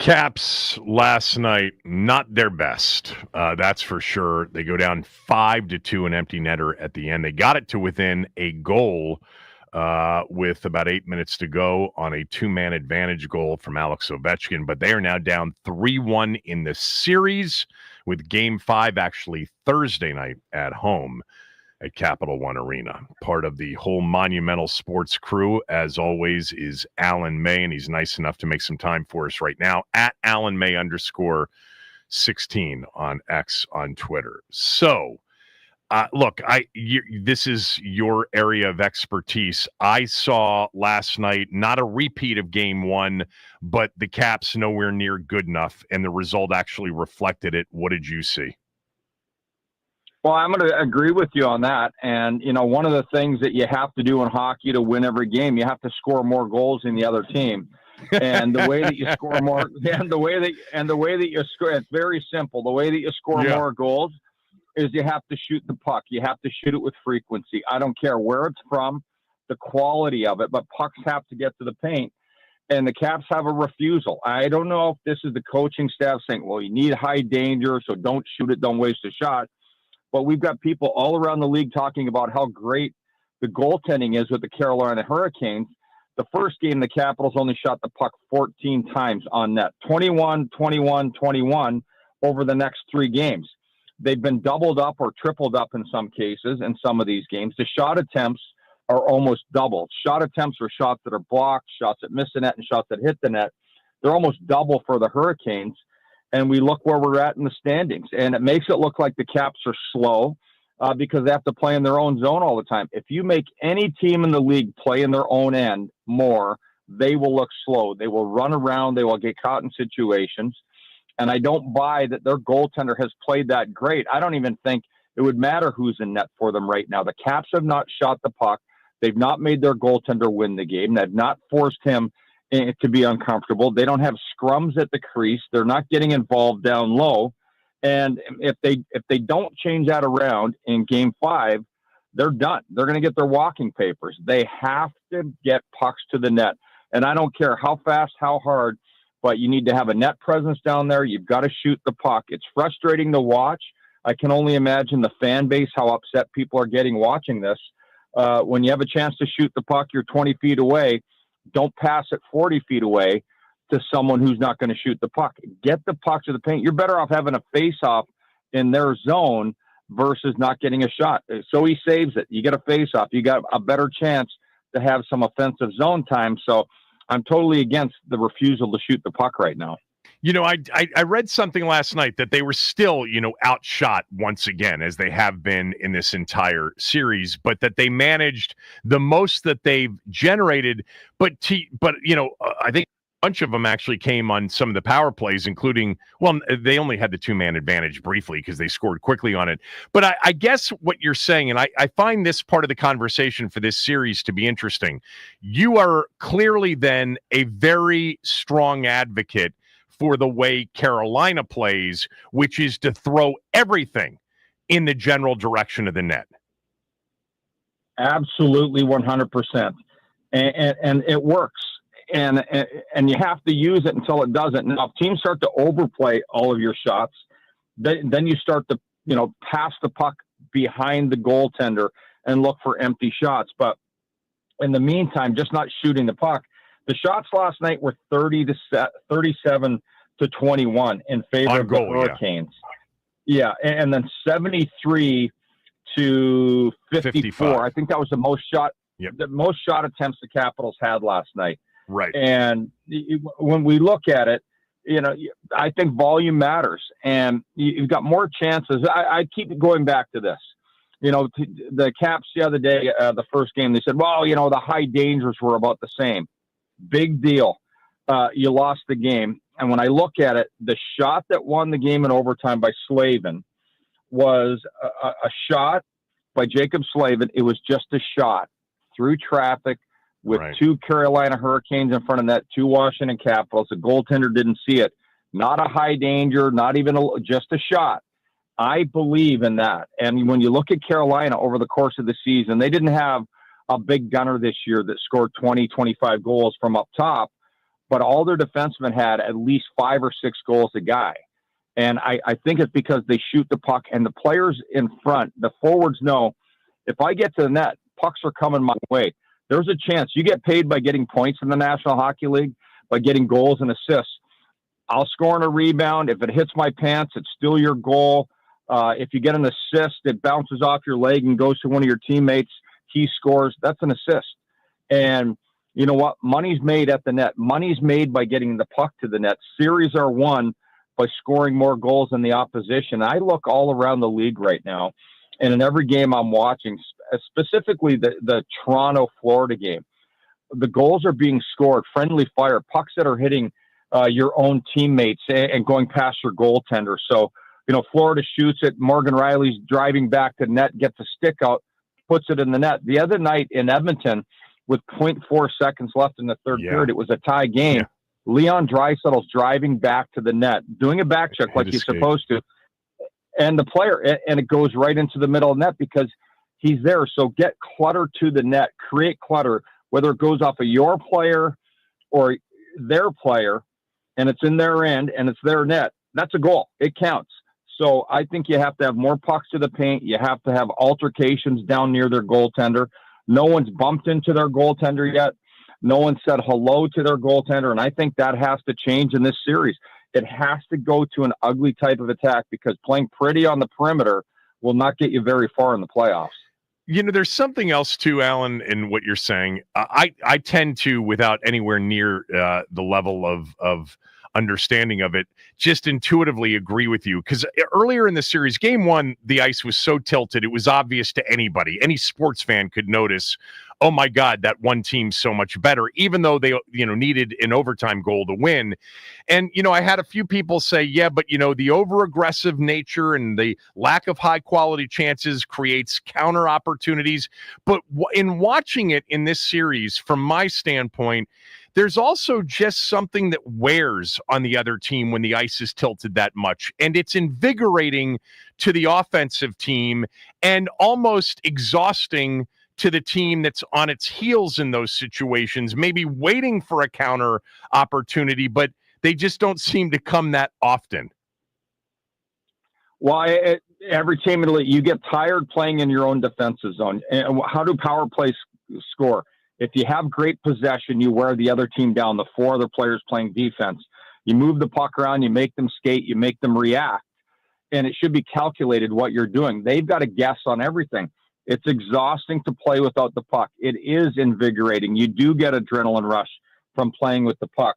So the high danger garbage, I don't buy in any argument with any team at any time because the amount of bad goals, garbage goals I've seen in the National Hockey League over the years where pucks are just shot at the net. And I go back to 2018, Lars Eller, Game 3 against Columbus in overtime, triple overtime or whatever it was. It was just a quick shot towards the net. It took a bunch of ugly bounces. It bounced off the skates and shin pads and sticks on the post, and they scored a goal, and they ultimately won the Stanley Cup. They weren't playing pretty in those playoffs. They played a gritty brand of hockey. They were chunking the puck at the net.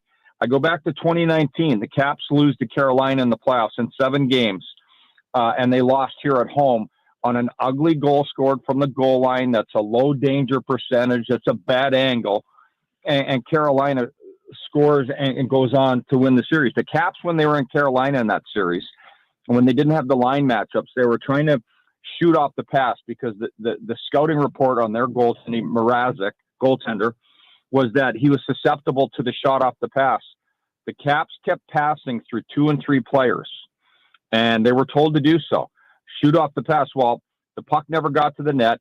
Carolina was a team, at that time, 100% of their game was clog up the middle of the ice, create a turnover, and be an opportunistic goal-scoring team and catch them in transition.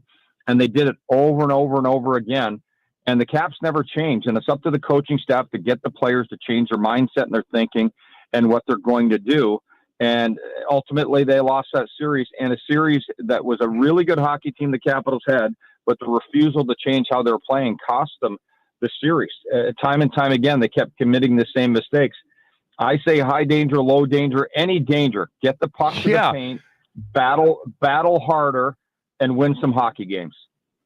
You know, there's so much as I'm sitting here listening to you that seems just so logical and intuitive to me. And I don't even know if the, high quality versus low quality versus, high volume, low volume, if the numbers even add up to what you're saying. But it makes sense to me because the highest quality chances tend to be those that they're not expecting. Like high quality means 2-on-1, or there's an obvious opportunity and an advantage. And sometimes that's where the goaltender is ready for it. And on the high volume, lower risk, sometimes those lower risks are actually higher risk because of what you just described. I thought that was interesting. Anyway, why haven't they done that? And will they make the necessary change to start shooting the puck a lot more? I would hope so, but I'm not being paid coach. I just go back to last night. Shane Gostisbehere scored the first goal about 10 minutes into the game for Carolina. He was walking the blue line and just an innocent shot from the point, but he had players moving back and forth with Caps defenders. And I disagree with the broadcasters last night in the national broadcast that Thompson should have it. He never saw the puck. And they go, we should battle for it. Well, if you can't see it, you're not going to be able to stop it. So I got Logan's back on that one. Seth Jarvis on the next shot. Yeah, what about that one? Shot through traffic that goes off the stick, that ramps up and hits the goalie in the chest. It goes up, hits the post, bounces back to the side of the net, where they have a player who shoots it behind Logan on that one. So it's just a shot. Once again, it's just a shot. So I just go back to all of these. You have to shoot the puck bottom line by any means possible. And if you have players converging on the net, either that, don't shoot any pucks, put a 5-man wall up at your blue line, dump the puck out of the zone, let them come back, frustrate them. But that's not going to work against the Carolina Hurricanes because they're used to throwing the puck in the zone. And then as soon as they get there, they don't mess around. They fire the puck towards the net as quick as they can from all angles, from every angle. They funnel it there. And there's always a lot of Carolina Hurricanes near the front of the net. And when they get it, they don't pass it back to the blue line. They fire it at the goaltender from as close as possible, and they create altercations. I watched the Edmonton game last night. Everything was junk. Everything was garbage. Traffic near the net, crashing the net, just throw the puck on their goaltender. As quick as they could, they were getting pucks to the net, and it wasn't McDavid. It wasn't Draisaitl. It was the role players doing it. So it doesn't just go for the top players who can do things at a different level. Everyone's got to be on the page that every shot is a good shot right now, because you can go all summer and say, well, I passed it back to the defender. He passed it over to his partner. He passed it back, and the puck didn't get to the net, so I did my job. Get the puck to the net, and you'll be surprised how many pucks will go in for you and ultimately find a way to win the game. So on the power play, and the Caps needed a 2-man advantage to score in the power play last night.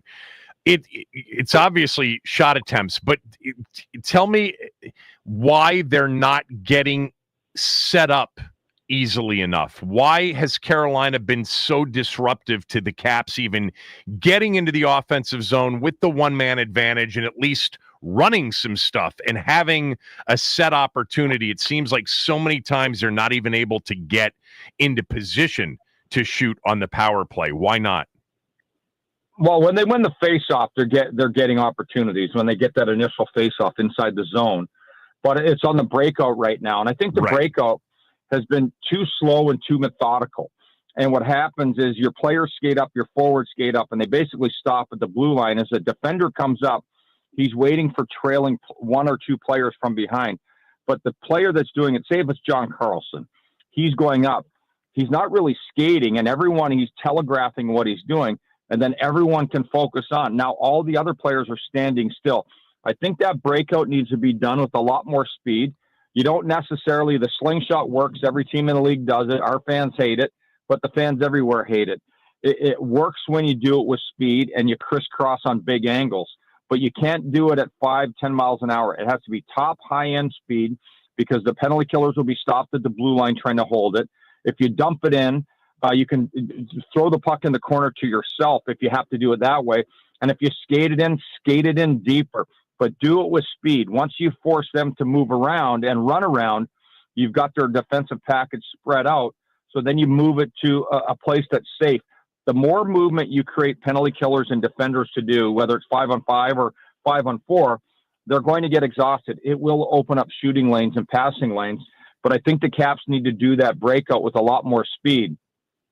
And Rasmus Sandin, has done it better than anyone on the Caps this season. And he's on the second unit power play, but he rushes the puck up ice. He looks behind him as though he's going to throw the puck back on the slingshot, and he just carries it into the zone, usually takes it behind the net, moves it up the wall, and the Caps are in safely. Then they're able to complete some set plays. But I think they have to do that breakout with a lot more speed to gain momentum and to force Carolina to give up the blue line, which ultimately the next times you come down, you'll be able to get in and set up a lot easier. The Sandin situation last night, where the blade of his stick got stuck in that in the board, was a tough break, because at 3-2 they were in the game, and that allowed for, what was it? I think Walker to score on the other end. Well, I mean, you've kept it simple here. For you, it's, if they're going to get back into this series, they've got to shoot the puck, period. Well, that, and there's one other thing. Inside the defensive zone, no one has time for soft puck plays or soft passes. Carolina is a forechecking team. Their defensemen, when the puck goes around the boards, they race all the way down. They'll even go down to the goal line. So when you have the puck down there, you can't just send a little muffin. You can't send a floating puck.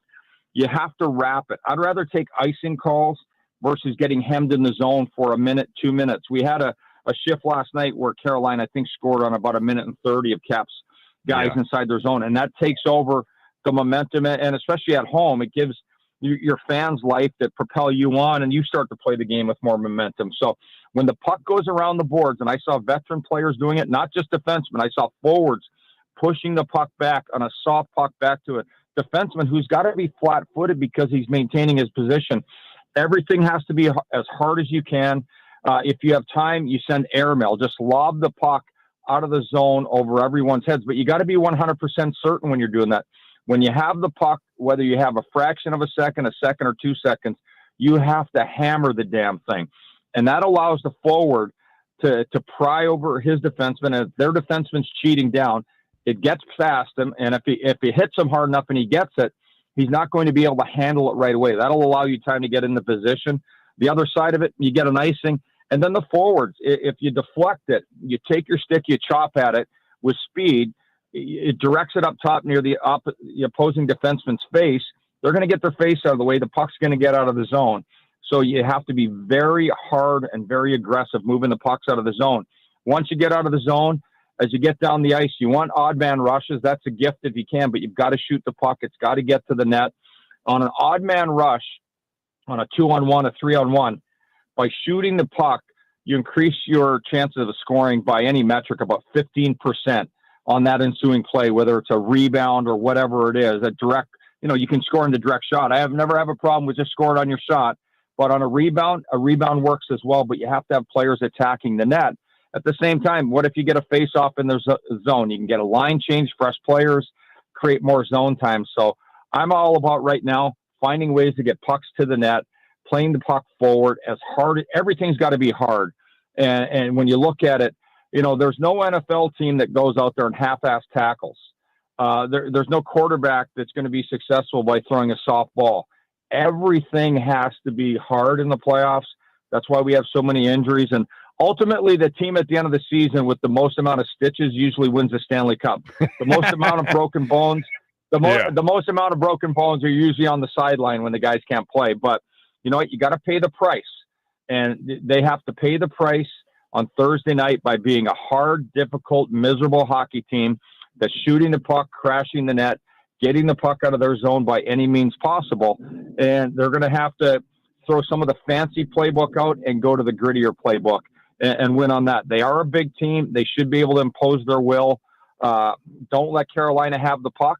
And it's easy to say, but if you're shooting pucks at their goaltender, forcing them to make saves, forcing them to take more penalties by getting the pucks to the net, because the refs will call penalties around the goaltender on scoring opportunities.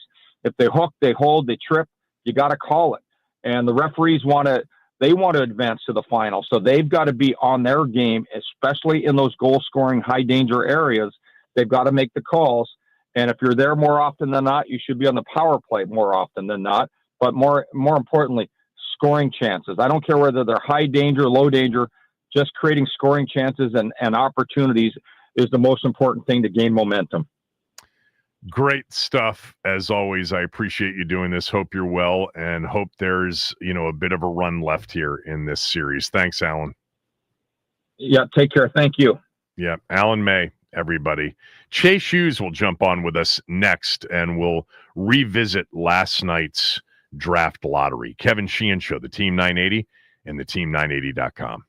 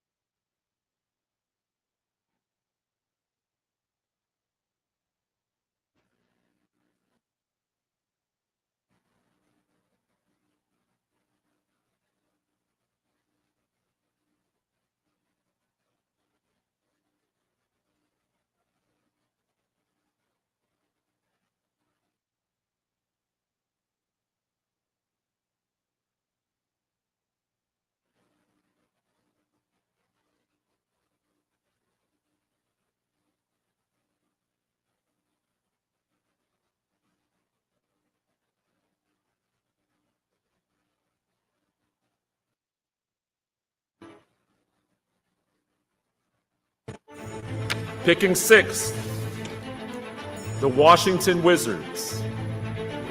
Correction now. That means Philadelphia is in the top four. So they make the jump, and suddenly Jared McCain is riding the roller coaster we all are inside this room. The Sixers are in the top four. Yeah, the Wizards are not. You heard that. No, I knew when we got to 6 that was the first possibility. And I was just like, please, no 6, no 5, no 4. I'm not expecting one, but just don't give us the worst case. We got the worst case. Chase Hughes covers the Washington Wizards for Monumental Sports at Chase DC Sports on X on Twitter. You were there last night for it, correct? I was, yeah, and I'm at the Combine right now. I just watched Cooper Flagg and Dylan Harper go through their shooting drills. Two players who won't be selected by the Wizards at number 6. They'll both be gone. So what was it like? I mean, I'm assuming you had a chance to talk to Will Dawkins and Bub Carrington and the people from the organization who were there. So just set the scene and the reaction to getting 6. Yeah, so being at the draft lottery is a very unique sports experience because it's like a really consequential event that happens really quickly. Like they reveal all the results within like 15 minutes. Yep. And you're in this packed ballroom at a hotel, but there's no like fans there. There's like everyone is there for work. It's like agents, media, executives, some of the players who are going to get drafted. So it's kind of a quiet room and an extremely intense room, especially in a year like this where the stakes are really high. You know, the first one I went to was 2 years ago when it was Victor Wembanyama. And Yeah. there were veteran sports writers that I were talking to. They were like, I don't even want to be in the room. Like, I've been there before. It's so uncomfortable. And they're right. It's very uncomfortable to be in there. So I was around some like Wizards reporters. And once the Wizards got 6, we were all sort of reacting, but not very loudly, just sort of gasping, quietly and whispering about it. And then as we were processing that, the rest of the room was starting to react to the Sixers getting third, the Spurs second, and of course the Mavs getting first, only a 1.8% chance. And after all they went through, completely shocking. But afterwards we talked to Bub and we talked to Will Dawkins, and they were both optimistic about it. I mean, one silver lining that Bub found was that, maybe Derek Queen could be the pick. That's the guy he grew up with. They're both from Baltimore. They're really good friends. And Will Dawkins, I think, was probably putting on a good face, but he expressed some optimism because, he's confident in his ability to scout the players. And, man, are they lucky to have that 18th pick because they almost lost that one. At least they have that. They've got 6 Memphis, and 18. Yeah. So, I read some of Will Dawkins' comments, saw what Ted tweeted out. They're taking the high road on this. They don't want to, act devastated by it because – this, and I know this. I mean, Giannis was 15. Kawhi was 12. Jokic was in the second round. The greatest players in the history of the game all aren't picked number 1 overall or number 2 overall. With that said, this process that they have, undergone, there's no guarantee you're going to end up with a chance in a draft with a potential franchise-changing player. But if you are, it'd be nice to get a little bit of luck, and they were not able to get lucky at all. They stick with the process. I get it. But I would imagine, don't you think that there is some disappointment? I think naturally. I mean, but you know the odds going in, and what's kind of crazy about the new lottery format is we all focus on what are the percentage to get 1 or 2, but your most likely picks are 5 and 6 if you're in the position that the Wizards are in. So I think they had to prepare themselves for that. But, Will Dawkins has been around a while. He's a smart guy. He, studied how to do this in Oklahoma City. He knows that, if this is going to work, it's not going to be just because they got lucky in the lottery and got the number 1 pick. That's not how championship teams are built. And, one thing that stood out to me is that over the last 10, 20 years, I think there's more variance in the draft because guys are coming into the league at a younger age. So it makes it a lot more difficult than it used to be when a guy would play 4 years. You really knew what you were getting. Now you're drafting guys, especially these last couple of years, the way NIL has changed basketball is in a very significant way. Guys like Cooper Flagg, Ace Bailey, Kaman Malawach, some of the top prospects in this draft, they're now actually leaving high school a year early because they're making millions in college, and then they're coming into the pros at the age that they would be a college freshman. So that could work in the Wizards' favor. It's becoming more and more unpredictable. And, I did this sort of deep dive research piece this week on, like, what is the average pick of the most valuable player in the NBA draft? And this century, the average pick has been about 12th or 13th. And, there's the anomaly like Jokic, as you mentioned, 41st overall, but it's actually not that rare. What is actually very rare is that the number 1 pick ends up being the best player in the draft I found that only happens about 10% of the time. More often than not, the best player in the draft is still on the board at 6. Yeah, but you don't always pick him at 6 because the year that that Kawhi Leonard went 12 or 13, we picked Jan Vesely at 6. Right. So that's part of the issue is, that's fair. And your research makes sense to me. I've gone through all of the best players in the game and where they were drafted, and it's not always number 1 or even in the top 2 or 3. But you still have to be right when that player is available, and that's the hard part. Yeah, but I think it comes down, you're absolutely right, but I think it comes down to opportunity. If the opportunity is there, sometimes that's all you can ask for. And I really think, if you really study the teams that have won championships, particularly this century where the draft has been so hard to predict, it's not teams that got a top pick or even a top 5 pick. The Warriors built an entire dynasty without a top 5 pick. It all comes down to you got to do it the hard way. You got to see things that other teams don't in the draft. So at 6 and 18, I would not be surprised at all if we look back on this draft 10 years from now and the best player in the draft was on the board. Now, whether they pick him, that's up to them. Yeah. So I'm sure you've done a little bit of mocking it out in terms of the players that will be available at 6. I mean, we've known for a while that 1-2 is going to be Flag Harper. Personally, I don't think Ace Bailey is the third best player in the draft, but give me, in your opinion, who, a few of the guys that will be there at 6, and if you like any of them so far. Well, the truth is there's a really wide range of possibilities after 1 and 2, as you mentioned. I think VJ Edgecombe and Trey Johnson are the 3rd and 4th best players in this draft. Right now, I would predict them to go 3 and 4, but one of them could fall, right? And if one of them did, I think either one would be a great prospect for the Wizards. Trey Johnson is probably the best scorer in the draft, maybe the best shooter. He went to Texas last year. He's 6'6", kind of like a Devin Booker type scorer at the 2-guard position. VJ Edgecombe is a terrific defensive player, kind of like a Dyson Daniels or a Jalen Suggs. He might be the most athletic player in the draft. If those guys are off the board, then I think Derek Queen comes into the equation. Of course, we all know what he did at Maryland last year. I'd compare him to an Alperen Şengün, and he could fit in really nicely with the Wizards because they've been drafting defense, and he would instantly become, I think, their highest upside offensive player. Jeremiah Fears of Oklahoma is kind of like a Scoot Henderson guard, pretty athletic, can drive to the rim. He's someone to watch. And Ace Bailey, you mentioned him. I wouldn't be too surprised if he was on the board at 6.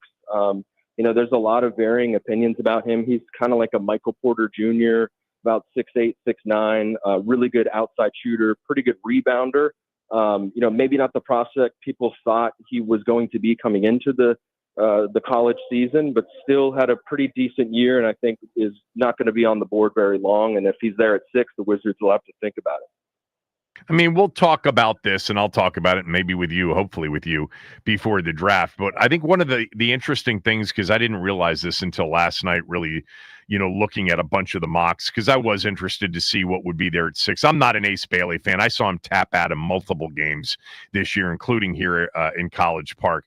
I love Derek Queen and his skill, and I think he'd be worthy of sort of a top 5 area. But this is not an area, a draft that's loaded with international players, earmarked for the first round.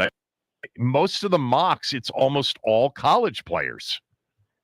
Yeah, very different from last year. Very different from the past few drafts, but particularly last year. You had Risa Shea and Sarr go 1-2, both from France. And I think that was one of the reasons why that narrative built last year about that draft not being very good. I think it was just hard to compare those guys because they were all from different leagues and you weren't watching them play, in the ACC or the SEC. But yeah, a lot of college players. And, going back to what I said earlier, a lot of guys who would normally be rising freshmen.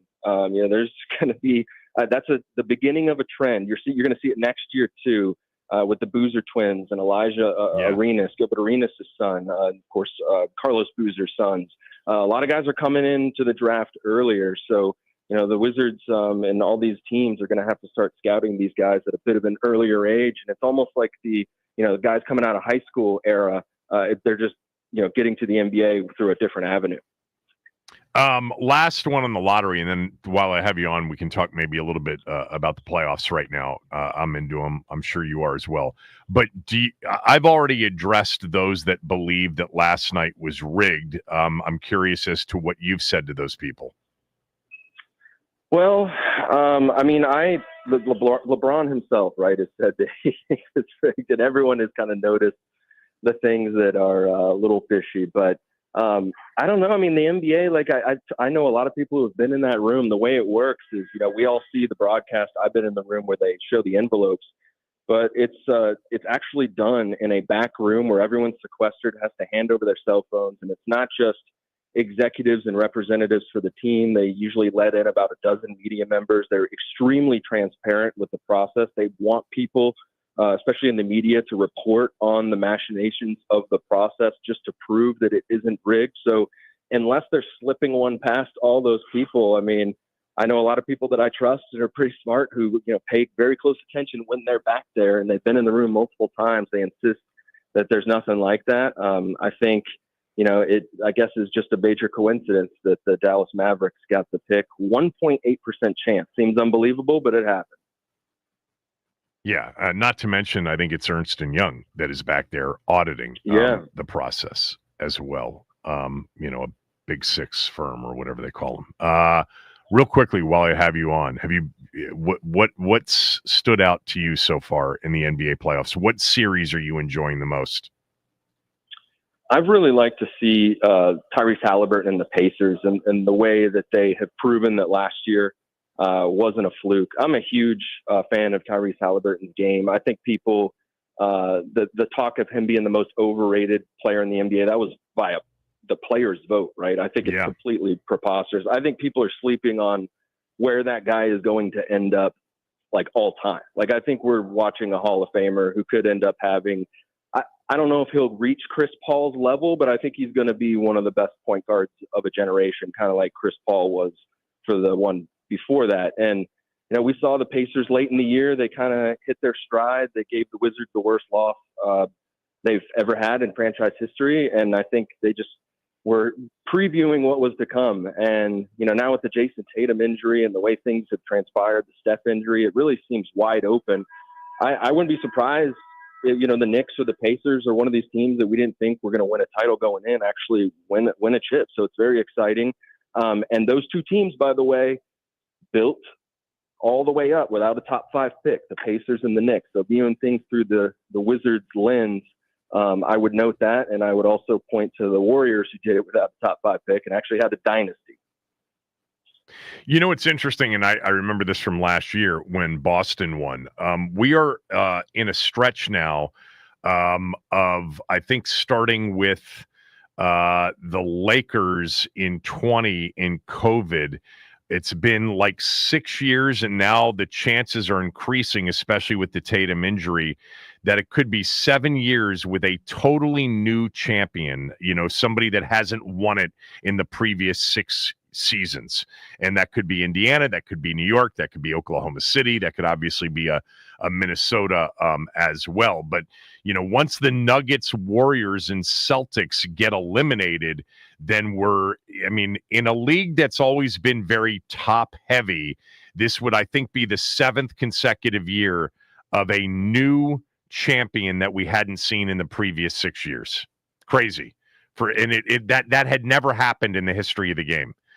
Going back to the very beginning of it, we always had, in the last couple of years, somebody who had won it recently win it again. Thanks, Chase. Appreciate. Oh, one last, because I talked about this earlier. Did you watch Jimmy Butler last night? Did you watch the Warriors? Oh, we lost him. Yep, he said he just texted me. The call dropped. All right, that's it. Thanks to Chase Hughes. He does a great job covering the Wizards for Monumental Sports. Follow him on X, on Twitter, at ChaseDC Sports. Do want to mention to you that Window Nation's got their semi-annual sale going on right now. Prepare for the summer heat with energy-efficient windows from Window Nation. Our windows are built to keep your house cool during hot summer days. Window Nation has some of the best energy efficient windows out there. Their windows frequently outperform and outlast the ones from the expensive guys. They're all assembled, the windows are, right here in the USA. Make a smart investment now and you can save money for many years to come. Window Nation's got a lifetime warranty on all their windows. And how about this deal right now? 60% off on all windows. Buy a house full of windows, you get a free entry door. And for 2 years, you don't have to worry about paying anything. No down payment, no payments, and no interest charged until the year 2027. Call them now at 866-90-NATION or go to windownation.com. Mention my name. They'll come out and give you a free in an hour or less estimate. They have a great product. They have great customer service, over 45,000 five-star reviews and a 96% customer satisfaction rating. And right now, 60% off all windows with no money down, no payments, and no interest for 2 full years. 866-90-NATION, windownation.com.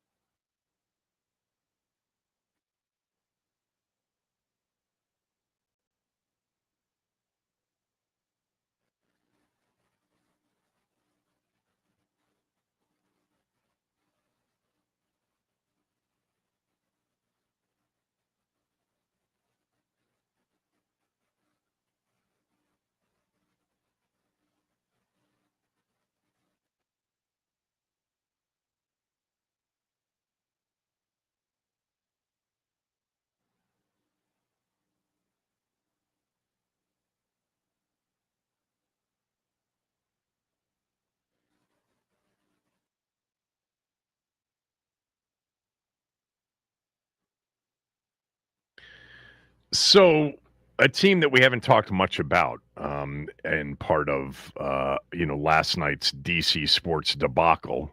Again, just a reminder to everybody, Jaden Daniels is still the quarterback, and we're playing in Madrid against the Dolphins. That is all locked up. But the Nats have been really struggling. They've now lost 6 games in a row, including losing last night to the Braves 4-3 in Atlanta. They lost on a walk-off RBI single in the 9th. But James Wood homered again, 413 feet last night.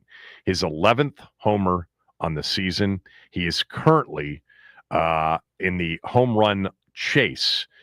He is currently tied for 8th. He's just 3 home runs behind the leaders. Aaron Judge and Kyle Schwarber each have 14. But James Wood is putting together an all-star season. He's hitting .273. He's got 11 homers, 24 RBIs. By the way, the 11 homers, he had 9 total last year. Remember, the over-under on home runs for James Wood this year was 25.5. Okay, through 42 games, he is essentially right now on pace for somewhere in the neighborhood of 45 home runs. He's got 24 RBIs, on pace to get close to 100 RBIs on the season. He's walked 24 times. He's got a .371 on base percentage, a .540 slugging percentage. His OPS is .911. He is having an unbelievable season. Dylan Cruz has come around as well. The team stinks right now. Losers of 6 in a row. They have fallen 10 games behind division-leading New York. This is going to be, as everybody thought, a Mets, Phillies, and even Braves after their terrible start. The Braves, remember, started the season this year losing their first 7 games. They are finally back to within a game of 500, and they'll be there as well. But James Wood, worth the price of admission to go to a Nats game, regardless of whether or not they're supposed to win or lose. And that is sometimes the draw of baseball teams in certain cities, players and stars. And he is an emerging star. All right, let's get back to what we were talking about before we had Alan May and then Chase Hughes on the show. And that is the developing situation, or really the stagnated situation in Cincinnati. It's not even developing. It's developed into a stalemate with Trey Hendrickson going public again yesterday, saying that the team is not essentially communicating with him anymore and that their offers haven't been serious offers. Netting it out, Cincinnati sent him and his agent searching for a deal that they could not find before the draft.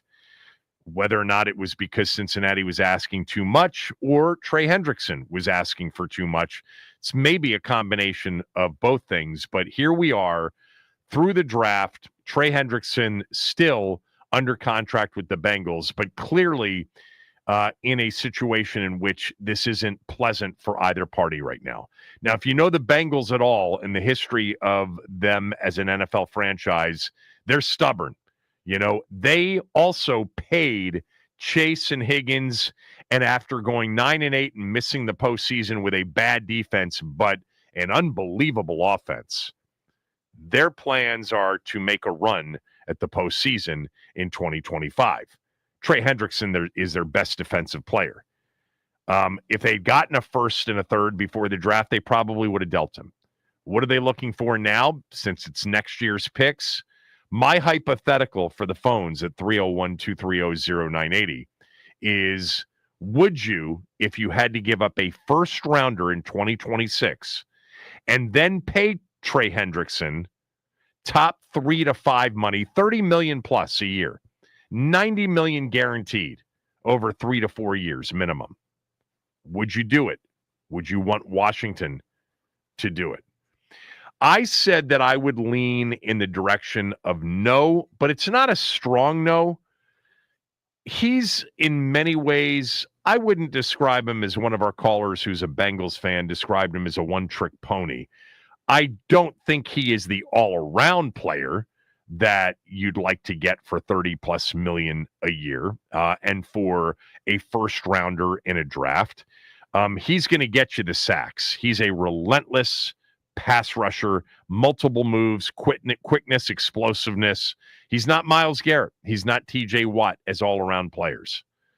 But you're in a window, this rookie contract window for Jaden Daniels. You're going for it. You know, they've sort of made that clear with the Lattimore trade, the Tunsil trade. I understand both of those trades can be viewed from the lens of something long-term as well, but you probably don't trade for Lattimore at the deadline without thinking like we're in a window that we didn't expect to be in. And Tunsil and Debo, etc., you know, and they're going for it in a certain way that maybe it hasn't been reflected in a massive swing, although Tunsil's a pretty good size swing. But I do think that they would have been interested in Myles Garrett, and I think they are interested and have been interested in Trey Hendrickson. So would you deal a first and then pay him top 3 money? I'd lean in the direction of no, but you could easily talk me out of it. If you 17 and a half sacks is, as Ian said, and we don't quote him very often on this show, pretty good for a one trick. That one trick's pretty good. 301-230-0980. Lap has been hanging on. Lap, what do you say? Yeah. Hey, what's up, Kevin? How you doing? Good, Lap. Good stuff, bro. I would take him, you know what I'm saying, if something that could be worked out. But I'm also open to, you know, going in other directions. I still think we need some type of edge rusher, you know what I'm saying, to help, you know, and if he is a one-trick pony, he's good at what he does. Now, let me ask you a question, Kevin. If you compare his skill set, to, like, where he is now compared to top defensive guys that we drafted, like an Allen, a Payne, a Montez Sweat, a Chase Young, where would you stack, you know, him? Because we had those guys and they showed flashes, but yeah, but you know, none of them produced what he's produced in the last 2 seasons, which is 35 sacks in 2 years. Yeah. You know, he's been a dominant pass rusher. I mean, Allen and Payne, we're talking about apples and oranges because they're inside guys. You know, yeah. I still can't believe Montez Sweat hasn't produced more in terms of numbers because I think the talent is there. You know, he's still got an opportunity. Chase Young re-signed in New Orleans after, you know, showing flashes last year, but none of those players in terms of production have even come close to approaching what Trey Hendrickson did in 23 and 24, 17 and a half and 17 and a half. I mean, those numbers speak for themselves. He's been an absolute load to deal with. Can I ask you a quick question about the draft? I know you said you don't think it's anything fishy or rigged, but, you know, I think it's something up with it, man. I mean, especially with us, like, I think Wizard fans, we feel some kind of way because when we're in these dire needs for generational talent, like the Wemby, we missed that by one, ping pong ball or whatever, you know. We got Sarr last year. It wasn't a really good draft. You got Johnny Davis when you could have got Jalen Williams from OKC, you know, that went to OKC. Like, and it's just tough, man. Like, this is the most devastating time that I've seen to be a Wizard fan. Like, I don't know what they're doing. And I'm almost like well, I know what they're doing, and I'm all for it. It just was frustrating last night to get the worst possible outcome. Not even a top 3, not even a top 3 or 5, Kevin. Like 6? Are you effing kidding me? Like, this is well, crazy, that was the man. second best chance really going in.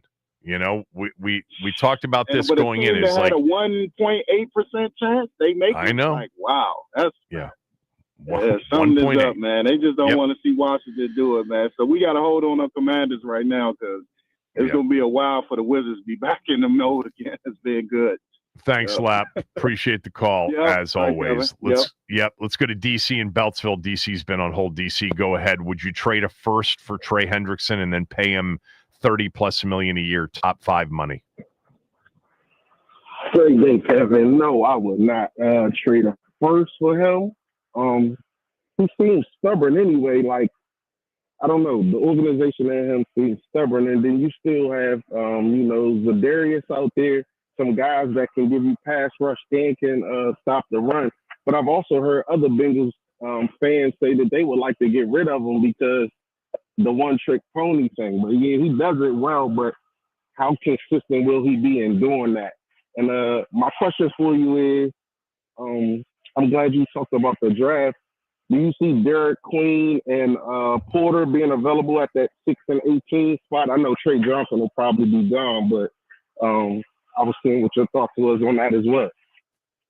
I think there's a chance Queen could certainly be there at 6, and I'm all for it. I'm a big fan of Derek Queen's potential at the NBA level. I think he is beyond ready from a skill standpoint. He's got to get stronger. Mm-hmm.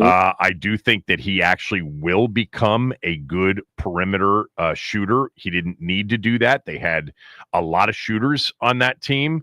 So yeah, I mean, I would be really excited if the Wizards drafted Derek Queen. I think he's got a really good shot. And I think you said Sorber from Georgetown. Yeah, I think there's a chance Sorber's there at 18. Well, Porter Jr. My fault. Porter Jr. Which Porter Jr.? The Florida kid, the shooter? Oh, Clayton Jr. Oh, Clayton Jr. Okay. Walter Clayton Jr. Yeah, I think there's a chance that he would be there. Although, I'll tell you what, I said this, watching the tournament. I can't believe that he's going to be, the second half of the first round, but that's where he's projected right now. You give me Queen and Clayton Jr. Sure. Why not? I love that. I think Clayton Jr. plays a lot like Lillard. I think with that quick release, no one's comparing anybody to Steph Curry, but that quick release reminds me of Curry's jump shot. He's also super athletic. I like Clayton Jr. a lot. Really do. Thanks for the call, DC. Let's go to Paulie. Paulie, a first for Trey Hendrickson, and you got to pay him, probably close to $100 million guaranteed, $30+ million a year. Hell to the W, big guy. How you doing, man? Let's go, Knicks, baby. Look, man. You're going to win that. Actually, I wouldn't count it as over even without Tatum. Hey, listen, man, I'm a Knicks fan. We never count nothing as over. We never do things the easy way. It always comes the hard way. Pause. You know what I mean? So, hey, it is what it is. I'm going to enjoy the moment and get ready for game 5, baby. But look, I wouldn't do it, man. I wouldn't let Cincinnati off the hook. They botching this thing. So I'm going to take them for what I can take them for. Do I want the player? Yeah. We talking about one-trick pony. I mean, it's funny, up until this time, we haven't heard that about him. I think that's kind of a sabotage job going on right now. But I'll tell you this about my guy there in Cincinnati. I don't a Bengals fan described him as that. What I've said about him is he's not Myles Garrett or TJ Watt as an all-around player, but he's not terrible. He's not terrible against the run. No. I'm just saying during the season while he was playing, you didn't hear that talk. You just heard how good of a pass rush he is and how dominant he is on defense. And to my point, that's what I'm trying to say is when he gets sacked in the big moments. In the games I've seen Cincinnati play, he gets the sack when you need it in the fourth quarter, on the third down, when you need to stop. He knows how to impose his will as a pass rusher. He did it against us. We kept him at bay for most of that game, and in the fourth quarter, when they needed to stop, he got a sack. So I would make the trade for him, but I definitely wouldn't give up this year. If I gave up a number 1, it would be a 27's number 1. I wouldn't let Cincinnati off the hook by just giving them what they want. Look, for this upcoming year. We're not talking about how we would haggle or how we would negotiate the deal. I'm giving you the hypeable that you got to give up next year's first. Would you or not? There may be room. You know I'm uncoachable, man. I know you usually aren't, but I honestly I'm saying it, Paulie, because I really don't know what we don't know what they would take. We have a pretty good sense of what they wanted, pre-draft, this draft, a first and a night 2 pick, That seemed to be too steep. So if somebody would have paid a second and a fourth in the 25 draft, that almost equates to a late first in the 26 draft. That's why I threw it out there. Thanks. I'll talk to you later. Before you let me go, What? Wizards, listen, man, I think this draft is deep, man. At 6, I think 2 through 12, 2 through 13, the whole lottery, I think you're going to get a all-star caliber player. Tell me who you like right now at 6. Tell me who you like. I like Queen at 6 right now, man. And Yeah, then me too. also, you talking about you go through the same process next year, and you got a shot at Arenas, Boozer, maybe even Kai and Anthony. So unless you end up, right getting lotteried to the 6th spot again. I doubt they'll do that to them again, man. They'll let them do it. It's not them doing it. They'll give them a better chance next year. So See you know ya. what I'm saying, man. Yeah, I got to roll. Thanks. Let's go to Lou. Lou, would you give up a first rounder and pay him $30+ million a year, Trey Hendrickson? Yes or no? No.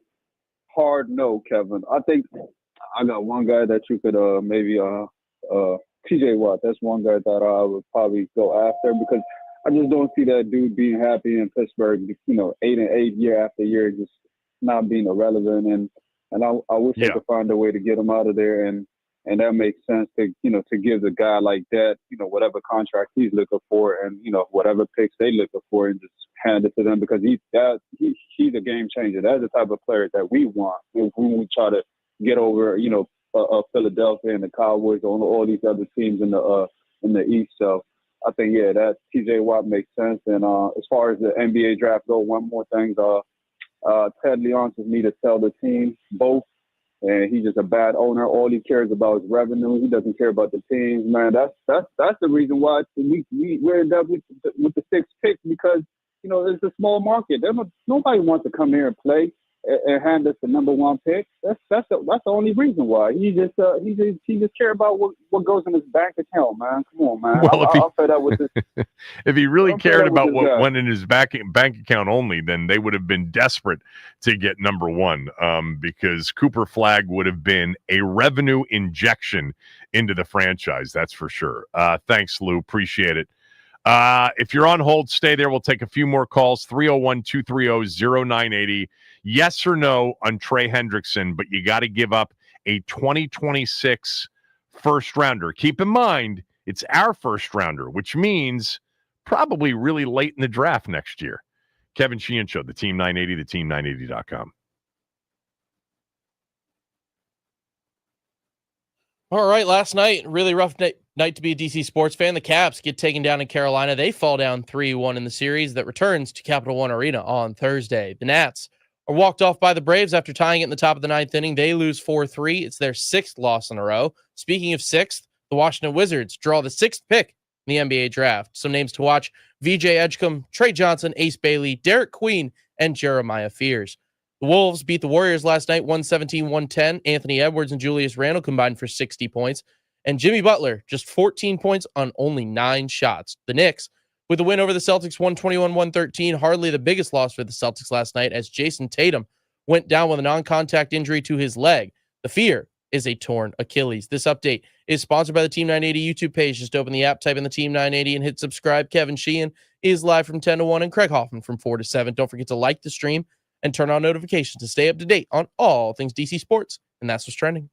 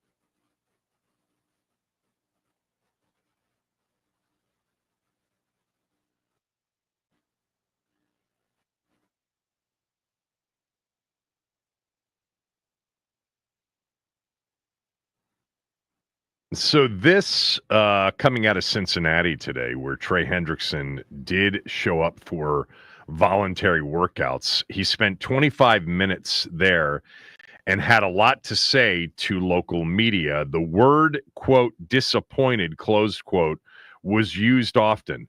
Said his statements have been provoked. Asked explicitly if he will play on the current deal, and he said no. That from Paul Denner or Diener Jr., a senior writer for covering the Bengals for The Athletic. So that situation, not a good one, clearly. And here's something else. Philadelphia and Cincinnati talking about a potential. I'm kidding. That just seems so Philadelphia to add Trey Hendrickson, doesn't it? Like we're going to wake up tomorrow and it's going to be Rappaport saying or Schefter, the Eagles have sent a second and a fifth, a second in 2026, a third and fourth in 2027 for Trey Hendrickson. It just seems like something they would do. Yeah. All right. Back to the phone lines. Would you give up a first rounder and pay $30 million a year, top 3 to 5 money for Trey Hendrickson?